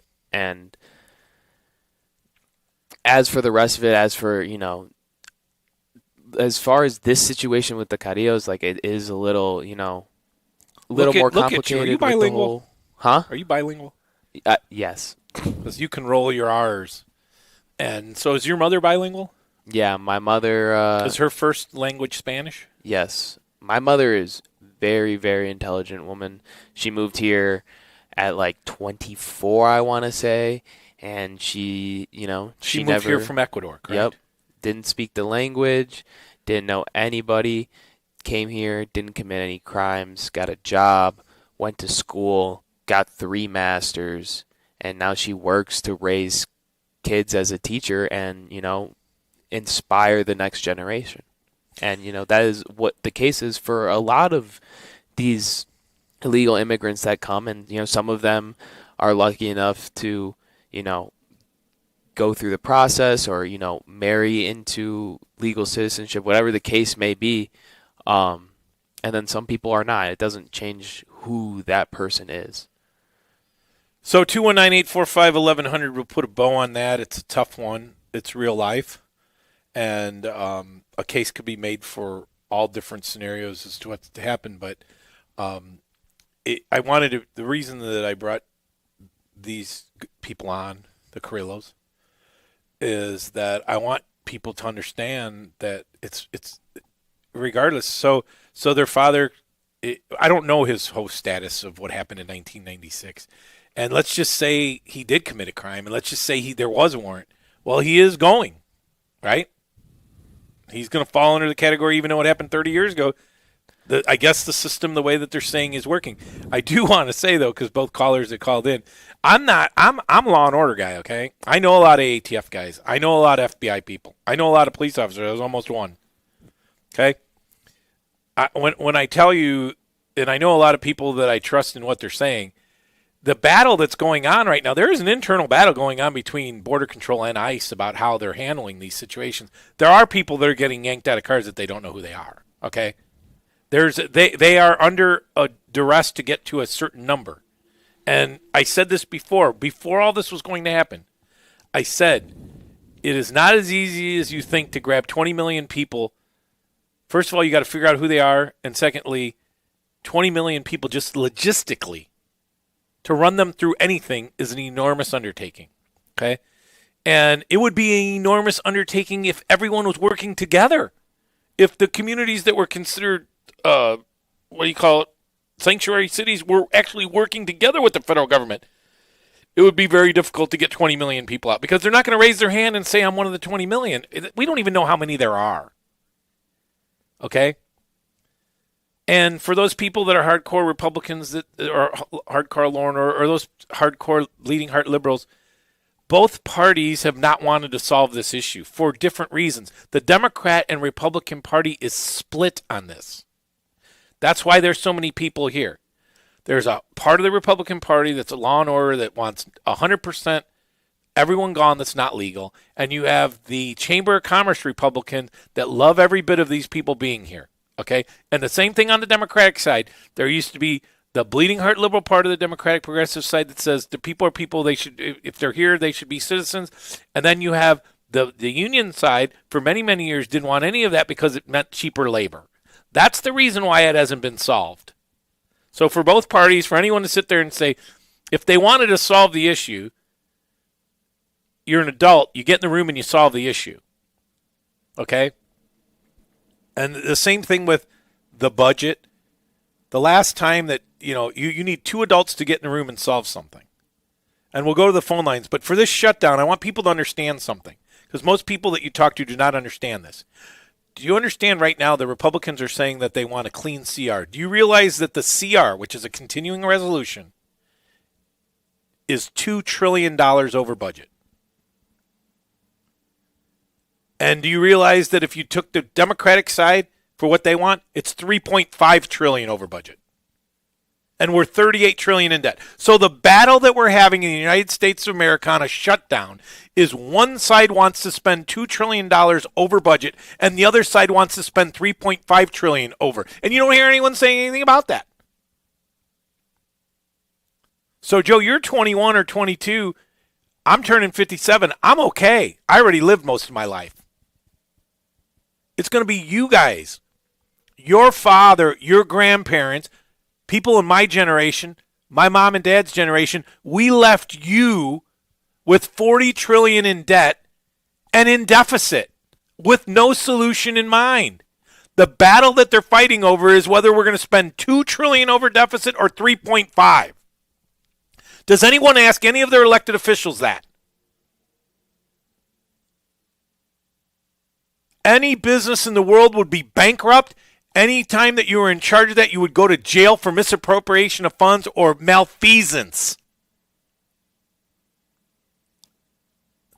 So let me say that again. The current CR, which the Republicans, who were always about fiscal conservatism, don't make me laugh. They're pushing a budget that spends $2 trillion over budget. And the Democrats want to spend $3.5 trillion over budget. That's the battle we're having right now.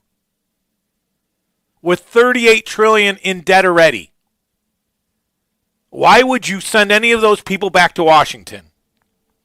And if you're running for office, whether it be Congress or Senate, I think that it would be incumbent to ask all those people that are currently in or running, what is your viewpoint of the budget? How much should we spend?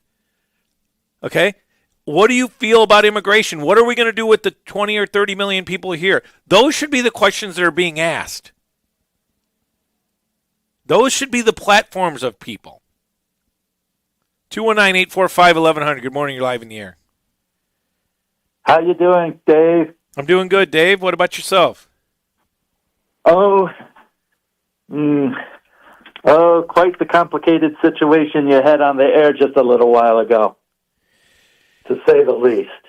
Yeah, that's real life, Dave, and that's what we do here. Yeah, it is. It's like you kind of look at that and you kind of say, you might be hoping for the best that the family stays together, but it's like with the way the political climate is, you're just not sure, you know? I think that the family is very cognizant of the fact that their father is getting deported to Mexico, and I think that there's the possibility of that at least. Yeah, and that they're spending. I mean, they don't want that to happen, but they're very understanding that that's probably going to happen, and that they're spending their time, energy, and effort in making sure that their mother can get on a path so that she can go to Mexico and or stay here or go back and forth to spend time with her husband and also spend time with her kids. So, but that's real life, Dave. I mean, that's there's a saying. John Lennon said something very prophetic at one time. Life is what happens while you're busy making other plans. And they may be making other plans, but real life is what they're dealing with. I had conversation with him off the air after the interview, basically talking to Arnaldo that heavy is the head who wears the crown, and he is the oldest. And he literally said, I don't necessarily want to wear the crown. I said, that's the difference between being a kid and being an adult. And sometimes, but the other thing is this, and the sister's 24, the crown doesn't have to be worn on just one head. So collectively, they're going to get through this. But I thought it was important for people to understand because it's so simple, Dave, to turn on your computer or do TikTok or your phone or watch cable news networks. And the worst thing that we could do to each other is dehumanize each other. When the worst things in the world, in the history of the world has happened, it's because you dehumanize somebody. And I don't want to be the one that does that, okay? I understand that there's people here that need to go, okay? I'm 100% behind that. But I also think that you need to understand. If you broke the law egregiously, send them to Antarctica. But at the same time, you cannot separate the fact that we are all people, okay? And I would say this to someone, and my old man used to tell me this all the time, when you're crapping in high cotton and you're going up that ladder and you think you're this, all that. Remember, there's going to be a time when you need someone's compassion. And remember the way that you treat people, because there will be a time when you need someone's compassion. And I believe in karma. I really do. Yeah, speaking of which, I think so we were talking last week about, I think, Bishop Nolan Griffith, too. And I think I thought I remember you were talking about a game you thought was in 1985. Was the final score of that game 9-7? It probably was. Yeah, because if that's the game you were thinking of, kind of did some looking on it, and I don't think that game was in 85. I think that game was in 1984. Well, no, it was in 84, but that was the class of 85. So the football season is always in the year. Those guys that graduated was the class of 85. So you know what I mean? Yeah. So Yeah, and I was kind of referencing '89 as when the game was taking place. And those guys graduated in '90. And I think people might have been confused if they might have been listening to the conversation. I was referencing when on my game, the year the game was actually played. You was referencing the graduating class. Yes, and that's how I always remember which one it was, because I was good friends with Ron Matthews and Jim Elias and Carl Hodder and many of the class of '85 guys, and Eddie Lyman was the quarterback, and Stevie Edwards and I knew all those guys as class '85. They were 2 years older than me, and so that's how I always look at it. And the class when the game took place. Go ahead, Dave. And I think one of the people who was in my class back in '89 when Griffith and Noel ended up playing. Actually, I think ended up having a son that ended up playing for Wisconsin a few years ago. One Jeff Burks, whose son Noah played for the Wisconsin Badgers. Yeah. Well, Dave, I appreciate the call, and continue to listen, brother, and enjoy your weekend, okay? Speaking of which, planning on making my way down there for at least tonight's game, and then planning on heading back up here to Illinois tomorrow, because my cousin and his wife, Lake Central grads, are coming up this way into Illinois for the weekend, going to see a couple concerts, and then I'm planning on hooking up with my cousin and his wife who graduated from Lake Central tomorrow. So down to Indiana today to try to catch the Griffith Knox game, then back up here to Illinois. Well, Dave, you enjoy and have a safe one, and go Panthers. Yeah. All right. Yeah, we're going to need all the luck we can get to pull this one out tonight. The way it's sounding. Is Knox pretty good? Yeah. Does Knox have is Knox the one that has the number one running back or something? Yep. Their quarterback is going for the leading rusher in the entire country's history. So, what class is that? 3? 3A. Yeah, 3. No. Griffith is 4A, I think. 3A. So, continued success and continued success to all the kids. And I mess with Joe because he's an Andrean guy, but it's kind of a shtick. The reality of it is this, and Joe, you know this. There's nothing better than a kid that plays, whether it be sports, band, theater, whatever it is, extracurricular activity. When you wake up, you go to school all day, you have to go to practice, you have to come home and do your homework, and you're giving to something that's bigger than yourself. And that's some of the greatest lessons that you can ever live in life, because it doesn't always go your way. Sometimes you win, sometimes you lose, sometimes you start, sometimes you don't. But that's a lesson in life. And I can tell you, as someone that's hired people the greater part of my life in my professional career, looking at people that have had extracurricular activities, there's a correlation between those people being successful in life. Because if you can handle your, go ahead, Dave. And mine, admittedly, back when I was at Griffith, was more the band and theater route, and not necessarily so much the athletic route. Although, but the band, you guys you had practice every day, didn't you? Oh yeah. So that's considered an extracurricular activity. So regardless if it's band or theater, and a very wise priest, Father Dominic Bertino, I say this all the time, told me one sport, one instrument, and one play makes a very well-rounded individual. Well, I think my one sport kind of came when I was about 10 years old playing t-ball, and I think I ended up doing pretty successful after that during that one season of t-ball, and I thought after that one season of t-ball, I can only go down from there. Well, Dave, I appreciate the call. You keep up. It sounds like you have a very busy weekend. Enjoy, and we'll hear from you next week. It's 8:07. We're going to take a short break, and then we'll go to the phone lines. I did have a number of topics that I wanted to get to. Joe will ask you what's going on. You have some stuff going on in your life. If you're going to be a producer on my show, you're going to tell your life story. And you have an adulting story coming up, and you have a real life story. I do. It's time to be an adult. And I think it's important. I want people to understand what's going on. I want you to explain your thought process. And it comes full circle to what I said earlier. The decision that you're about ready to make, you're going to look back in 10 years and you're going to say, I either made the right decision. It's what we call in the world a defining moment. Okay? You have a fork in the road. and you have a defining moment in front of you, and they're not easy decisions. And Arnaldo told me, he said, I don't really want to wear the crown. Heavy is the head that wears the crown. All right? So anyway, we'll take a short break, and then Joe's going to tell his story. And Jimmy, if you're here, I may get out of here at 8:30. I have 1,000 things to do. And I want to thank all those people that have done work with us at Kusiak Construction. I also want to make sure that I go over this real quick before we take a break. I want to say this real quick. It was great at the township last week for the trunk or treat. Coat Drive, I think, is November 15th. Is that a Saturday? I have no idea. Can you look real quick? Yeah. At Wicker Park, 15th Annual Coat Drive. If you're looking for a coat, if you need one. Also, 15th is a Saturday. 15th is a Saturday. Also, don't forget, this is from Hard Rock. The Stray Cats, the band that put rockabilly music back on the rock charts in the early 80s, is playing Saturday 11/1. Is that tomorrow?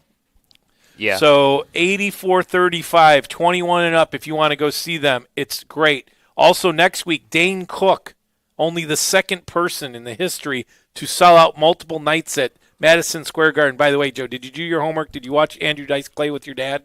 No, he left. Oh, we'll get to that next. Dane Cook on 11/8,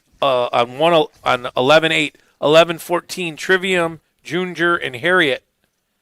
And we'll talk about that as we continue to go. Don't forget about going to the Hard Rock. You don't have to gamble to go have a good time. There's a lot of things to do. Right down the street, it's at Burr and 8094. Soon to have on the radio. I talked to Matt Schufert. He's going to come on and give an update as to what's going on in the industry as well as the Lake County Convention Center. Stick around for more Dave Kusiak Show on WJOB, 1230 AM, 104.7 FM from the beautiful Strachan Van Til Food Market Studios.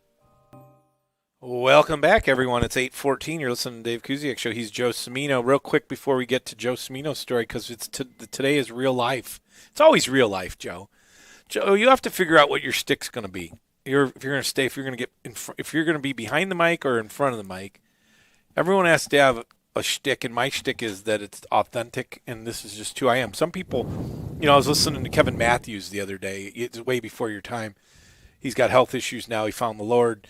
His shtick used to be, he had another personality called Jim Shorts, and it would be a different voice, but that was his shtick. You know what I mean? Yeah. So you're going to have to figure out what it is. Ours is authenticity, and you got an authentic story. We're going to get to that in just a second. I do want to say this, and I want to announce this because it's very important. WJOB, in conjunction with Kusiak Cares and Kusiak Construction, is having a food drive December 12th. That'll be the last program before Christmas. It is, let me look at my calendar, December 12th. I want you to help me out here. Last year I kind of just let it come and go because, I was busy. This year it's extremely important. December 12th is a Friday from 7 to 9 a.m. I would like you to help me out. It's a food drive. You can write a check. You can gather money. The checks are made directly out to the Food Bank of Northwest Indiana. If you want to bring non-perishable goods, we'll have a couple trucks here. What happened the last few years, I think this is year 4 or 5, whatever it is. I take the stuff directly to the food bank. You guys want to do a office thing? I'll do the work for you. You can even call in. We'll highlight your business, your organization. But as you know what's going on with the SNAP, whether there is SNAP or no SNAP, which in the old days is called food stamps. And I know that some people don't think that people need to eat, but they do. And I know that some people think that everybody has money to eat, but they don't. And I understand what a block of cheese looks like and tastes like because I've been there. And I've been somewhat comfortable when my father was doing very, very well. And then poor. And Jimmy says the same thing. He's been through this. And then I'm comfortable again. It sucks to be poor, okay? It sucks to need food. It sucks to eat off a block of cheese. But I'll be damned if what I've been brought up, that we've done a food drive for 10 plus years, which is in its 15th year now, a coat drive, because the least that we can do in this country is make sure that everybody is warm and everybody has some food. So December 12th, I need your hand. We will do all the logistics. If you want to write a check, the Food Bank of Northwest Indiana. You don't even have to go through me. If you want to do it on your own right now, Victor Garcia and that group needs more than ever. But if you want to do something for Christmas, and we're at the point where I'd rather do something for someone than get something, we're going to have a food drive. And we're going to try to raise $10,000, and we're going to try to send thousands of pounds of food so that people have a warm meal, not only on Christmas time, but during the year. All right, now, Joe, here's a perfect example for you. It's real life. So, Joe, how old are you? I keep saying, are you 22? I'm 22. Okay, you're graduating in December. I am. Your story is the following. You came here because your father got transferred to the Costco over here in Maryville, correct? Correct. And he's now been transferred back to Connecticut. He has now been transferred back to Connecticut. And he's already left. Yep. And the house is up for sale. Yep. My mom is gone too. She left actually in July. So they're moving their life back to Connecticut. Do you have any brothers or sisters? Nope. So you're an only child, and you're going to graduate, and you're 22, and they're putting the house up for sale. In my understanding, most homes are going within 30 to 60 days. Oh my gosh. We actually got a new neighbor, and they lived down the street, and they came and bought the lot next to us, and then started rebuilding the house.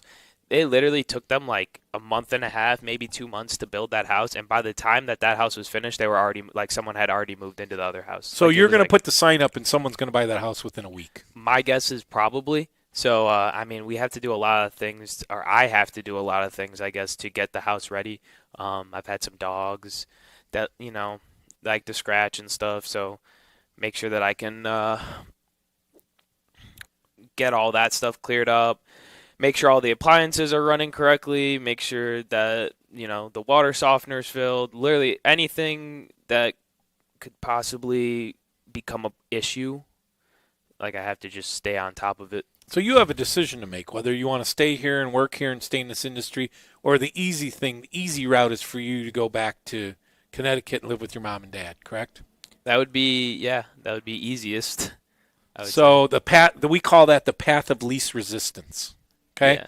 But you're at a defining moment in your life, and you have to find a place. You have to talk to your employer, which we were just talking off the air. He wants to have a long-term conversation with you.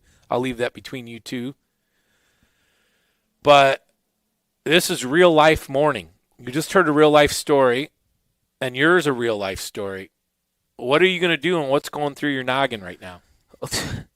Too much, it feels like. I just realized that I'm used to having the camera on you. I didn't realize it was stuck on me. But I'm talking to you. You're the one that's talking. Yeah. So, Connecticut is definitely the path of least resistance, but I don't want it to sound like that it's not a good idea in itself, because I've planned that part out as well. I got into a really good graduate school, Sacred Heart University. They haven't. Where is that at?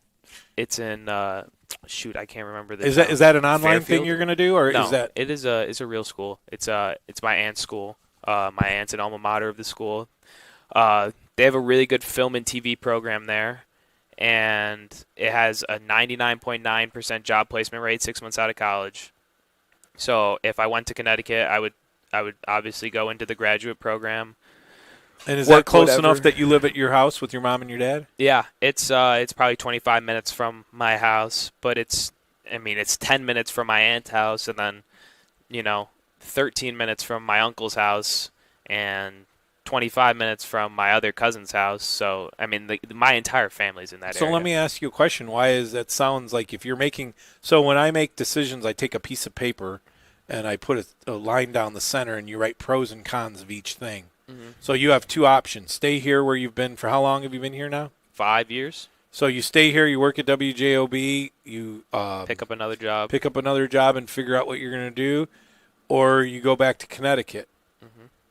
And you're toiling with that conversation. You're toiling with that decision right now? Yeah, I am.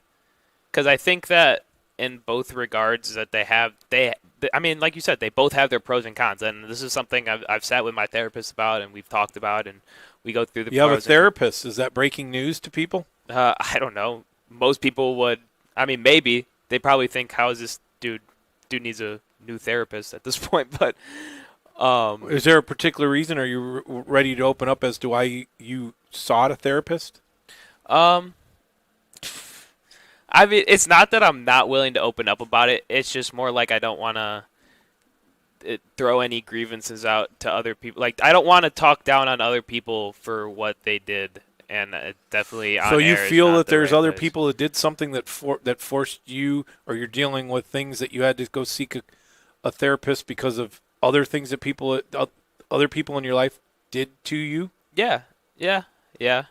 I mean, I was in therapy for a little bit when I was like freshman year of college, and then things started going well. And yeah, recently I've just kind of been under a lot of stress, and then you know, some people you know need to learn the definition of loyalty. I guess that's what I'll say.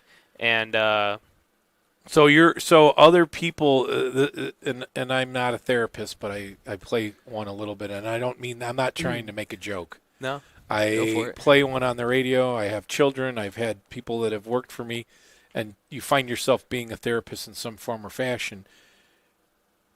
If as you continue to get older, loyalty is a beautiful thing to value.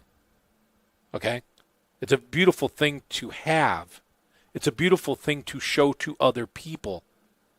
It is a characteristic of somebody, and it's one that I value immensely.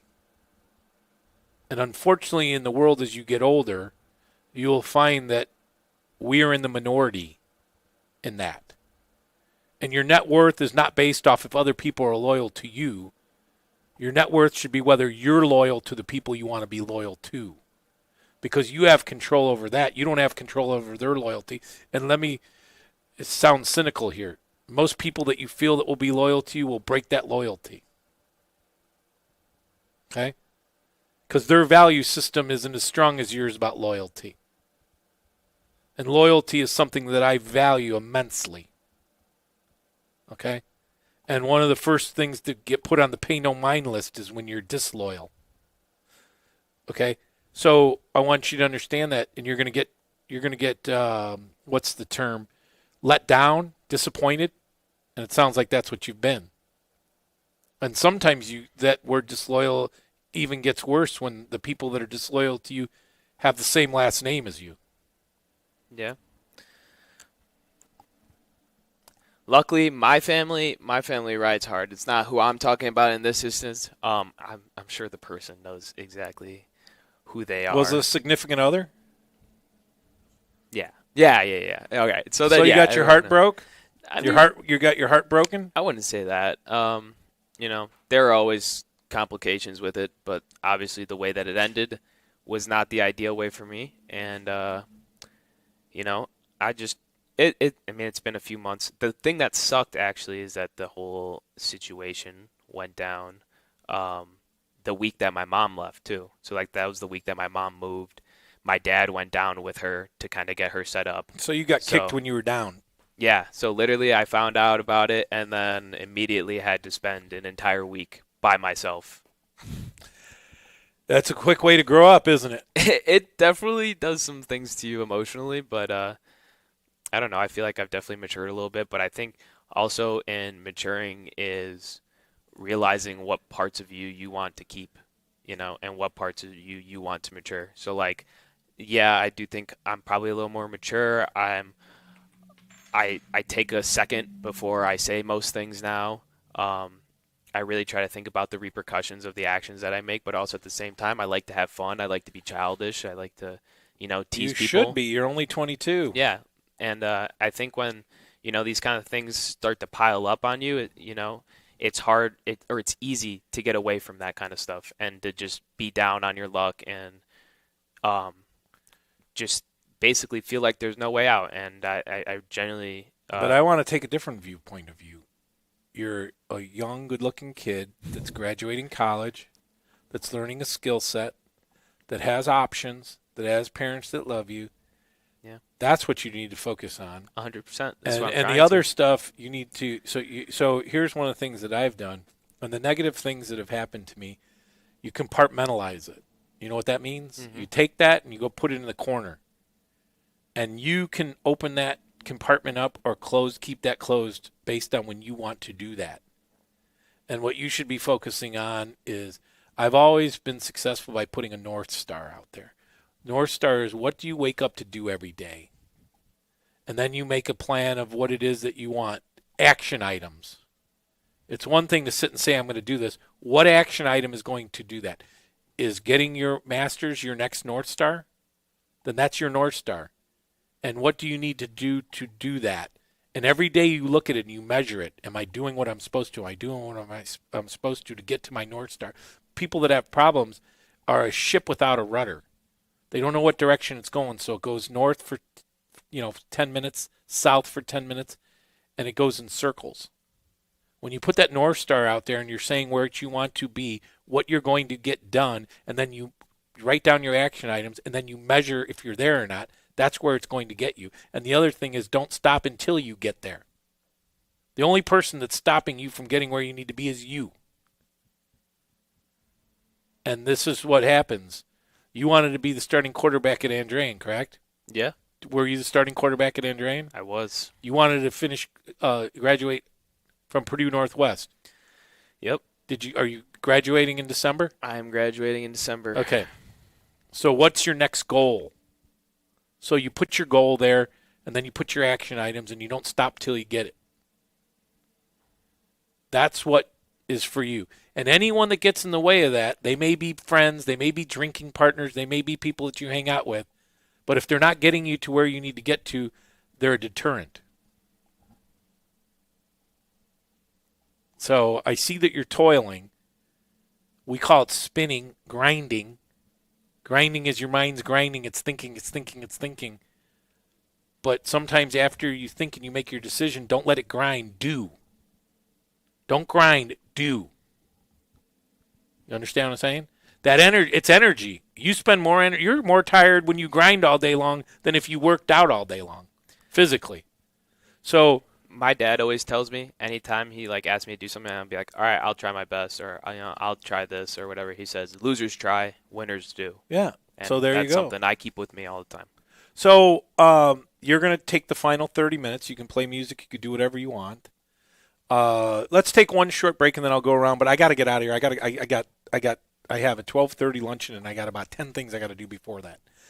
Well, And- don't let us hold you up. If you got Yeah, no, I'm going to get out of here then. You're going to take the final 30 minutes. I'll figure Don't forget about Kusiak Construction, 219-923-3007. Be all that you can be. Don't forget about tomorrow is Stray Cats.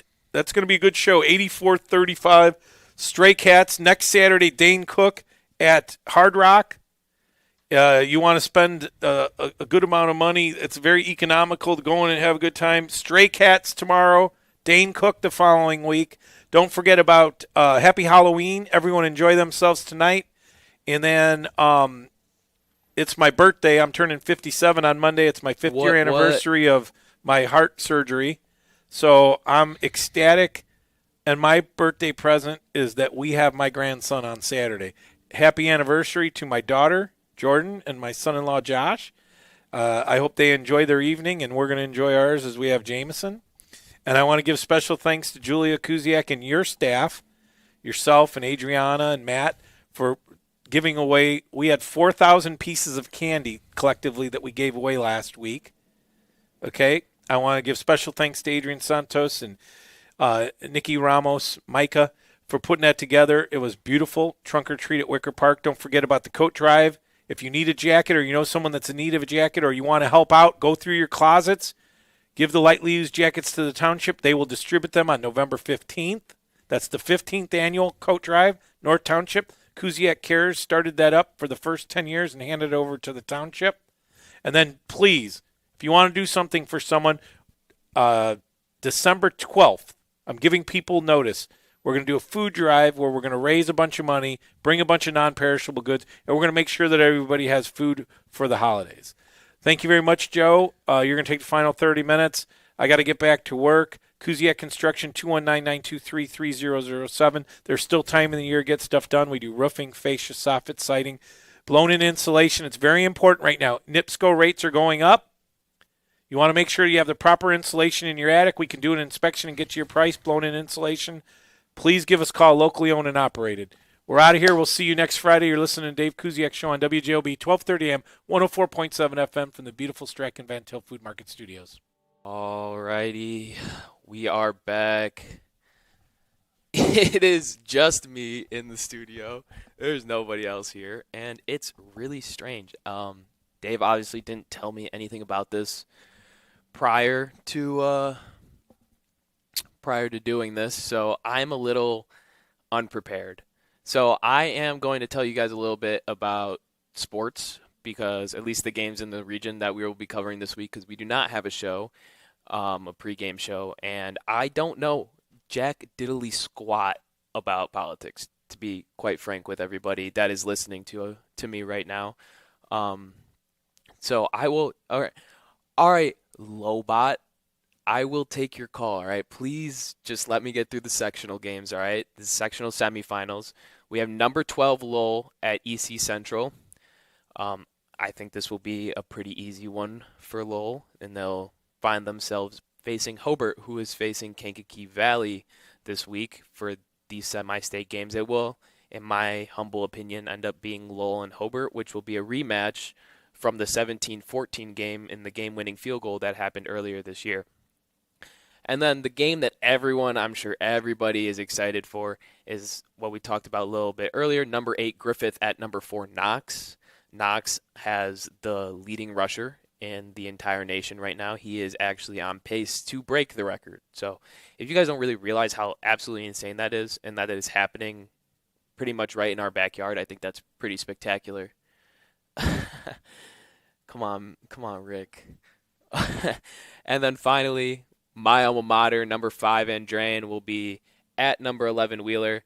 Wheeler has gotten a new stadium recently, new facilities, and it is electric there. I played there as Wheeler, or as Whiting, I'm sorry, as the coach of Whiting, and that was not very fun for us. We got our butt kicked that week, but they had these cool things. Dude, it's like flashing lights, like coming, like literally like a college stadium. I was like, dang, like this is sick, but I don't think that they'll be flashing too many times. That Andrean defense is too good, and I think the 59ers roll into the 3A sectional final. All right, there you guys go. I will take your calls now. All right. Please keep in mind the rules are the same. Just because I'm not going to talk back to you guys and tell you what I think is right and wrong doesn't mean that you guys can go and say anything that you want. All right? Good morning. You're on the air. Hey, how's it going, Joe? I'm good. How are you? Good, good. Hey, I need to correct Dave about one of his announcements. The Stray Cats have actually been canceled for tomorrow. I put the link in the chat just now for the Hard Rock. Due to serious illness, Brian Setzer, the lead guitarist and singer, is sick, and they've actually canceled not just this show but the rest of the tour. Oh wow, the whole tour. So it's not just like tour, a little flu or something. This is. Oh no, it's. They didn't disclose what it was, but they said due to serious illness. Yeah. Wow. That's scary, man. That's not. Never want to hear anything like that. No. Especially, when people are getting up in the age like that. So, yeah. But I know you mentioned it a couple times, and I'm screaming at the phone or at the radio. I'm going, no! And the only reason that I found out is, they posted it on Facebook, but last weekend they started this contest. It was they were giving away 2 pairs of free tickets from the Hard Rock, and this was the first time they'd ever done a contest like this. So I put in our information and everything, and then like a half hour later, everything was missing offline, and so I sent a private message to Hard Rock, and they were gracious enough to send me back a response. And at that time, we had already seen that they posted that the show was canceled. Wow, I don't know what to say. That's absolutely horrifying.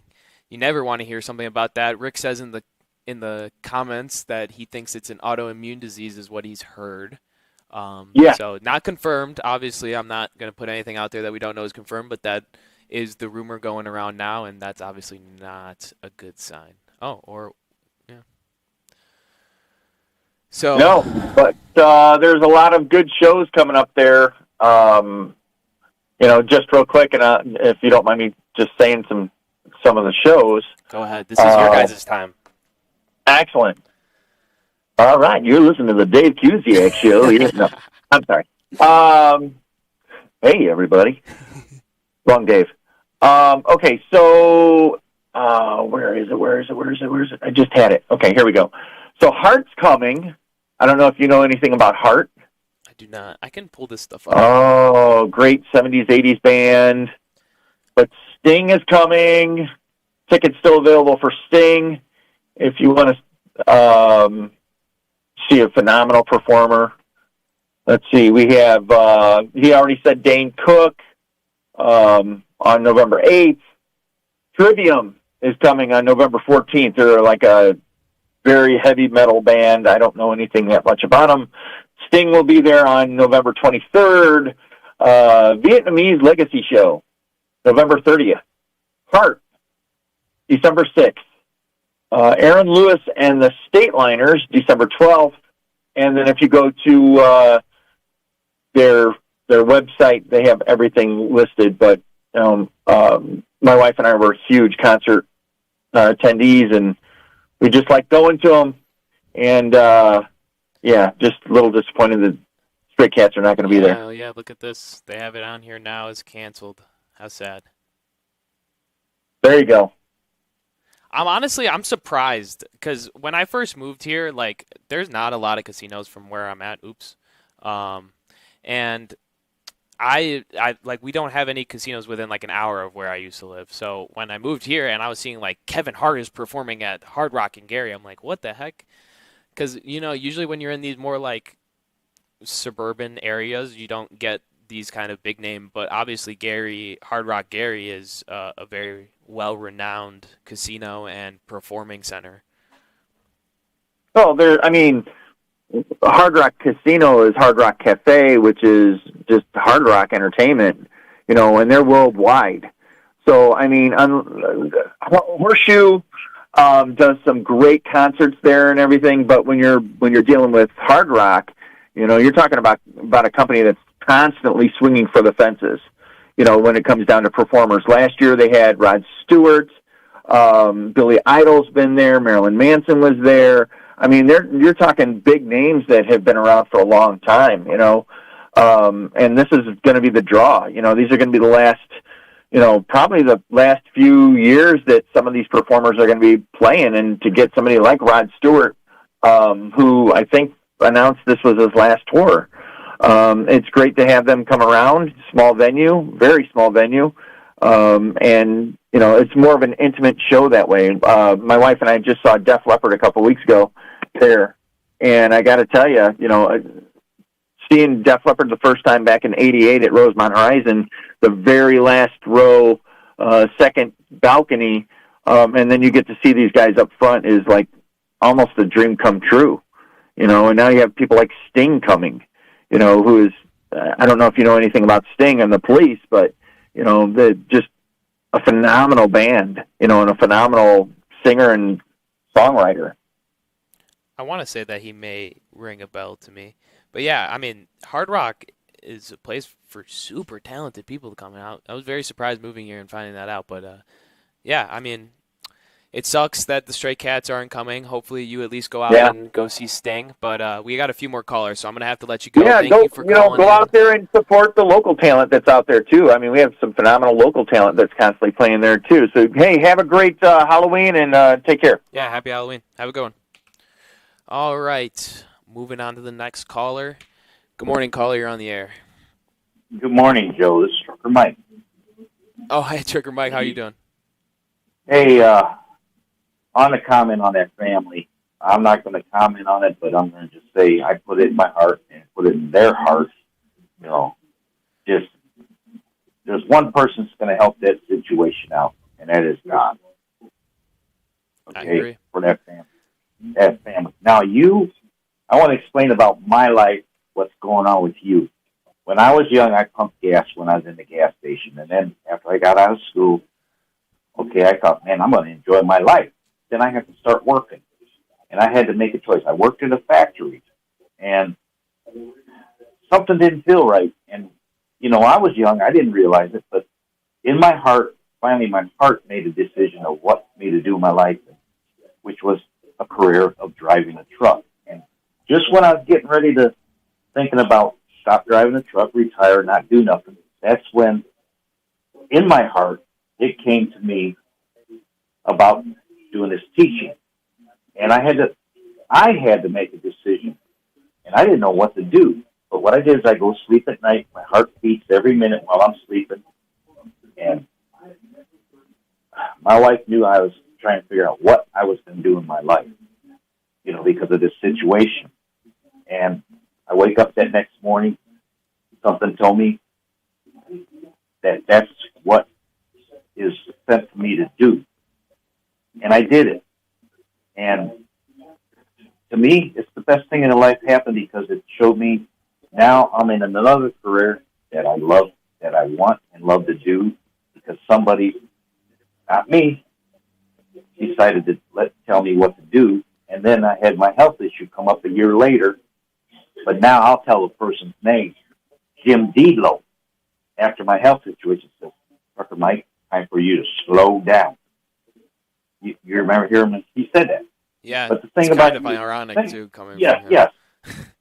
I let everything go into my heart because my heart's going to make my decision because that's what is going to really, like you, I know what you're feeling like right now, and in your mind, you know what you want to do, but let your heart and let you sleep at night, and it's gonna come out. And you're gonna make the rightest decision of your life.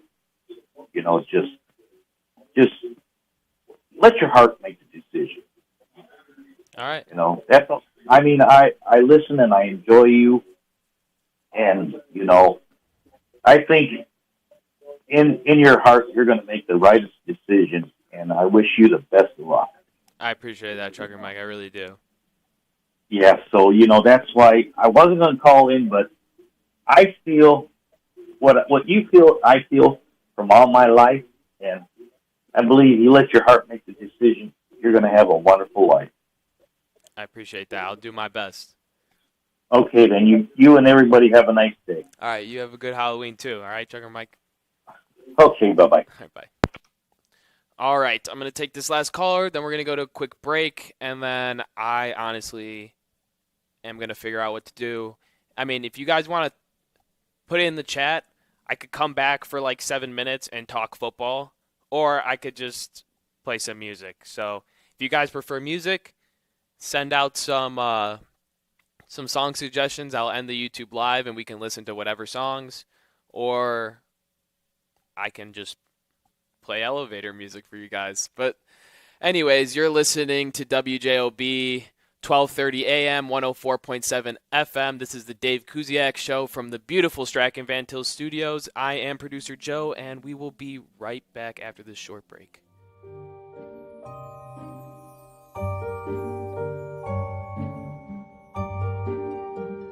Yo, I totally forgot that I just said I was gonna take the call first. My bad. We're not going anywhere. We're taking this call. Good morning, caller. You're on the air. Oh, hi, Joe Simena.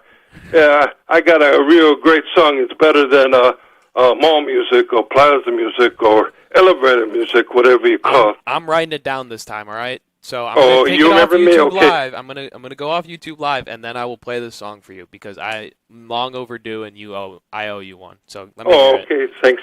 This is a real good song. This goes back 7 or 8 decades. You know how I always like TV show songs and movie songs? Yep. This is great. May I sing it? You know how I usually sing it? Okay? Sing it, and then I need the title. Real quick, not too long. What'd you say? I'm sorry? I said I'll need the title after, but give me a little rendition. Okay, a little rendition. This was back in 1934, Three Musketeers version by RCA Radio Pictures. It goes like this. It's real good. It goes like this. Ride, ride, ride with the Musketeers. The Musketeers, that's all for one. We're all for one. We're all for one. And next line. Drink, drink, drink with the Musketeers. We're all for one. That's all for one. We're all for one. And we're all. Okay. And then this song goes, we're faithful to the King of France. We're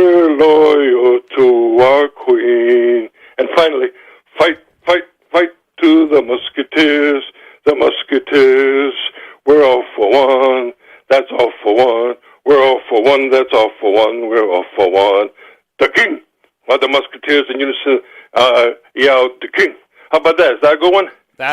So what is it called? The Musketeers? Yeah, 1934 or 1935 version by RKO Pictures. I can't remember any of the actors' name offhand. Okay, I will do my best to find that for you. Okay, thank you. You're a nice young man. All Bye-bye. right, you have a good day. Bye. All right. I always love when that guy calls in. I feel bad that that I can't always fulfill his wishes because, when you're on radio and, man, I said this before when I think Adriana was here yesterday, but there is so much power that comes behind sitting back here. Like, it's not like I'm going to do anything, but coming to the realization that, when I found out how many people listen to this show on the radio every morning, I started sweating bullets the next day. 53, okay. I guess I'll cut it a little bit short. We got Veterans Views coming up. Great show. It'll be a great time. I believe Connie's back, so you guys will have a great time. But regardless, this will be the end of my stint. Guys, please actually let me know. I want to start a football talk show. I get football season's ending. I got a little bit of knowledge in basketball. I know a lot about basketball too, but baseball, eh. So if you guys want to hear me talk about sports, let me know. If not, I'll just sit behind here. So anyways, you guys have a great weekend. Have a great Halloween. Make sure you guys take your kids out when it's dark so that they can experience the scariness of Halloween. But be safe. Check your kids' candy. But most of all, enjoy the time with your family that comes with being here in America on Halloween. So with that being said, the final cutout, I'm producer Joe. You're listening to the Dave Kusiak Show on WJOB 1230 AM, 104.7 FM at the beautiful Strachan Van Til studio here on PNW campus. And I'll see y'all later.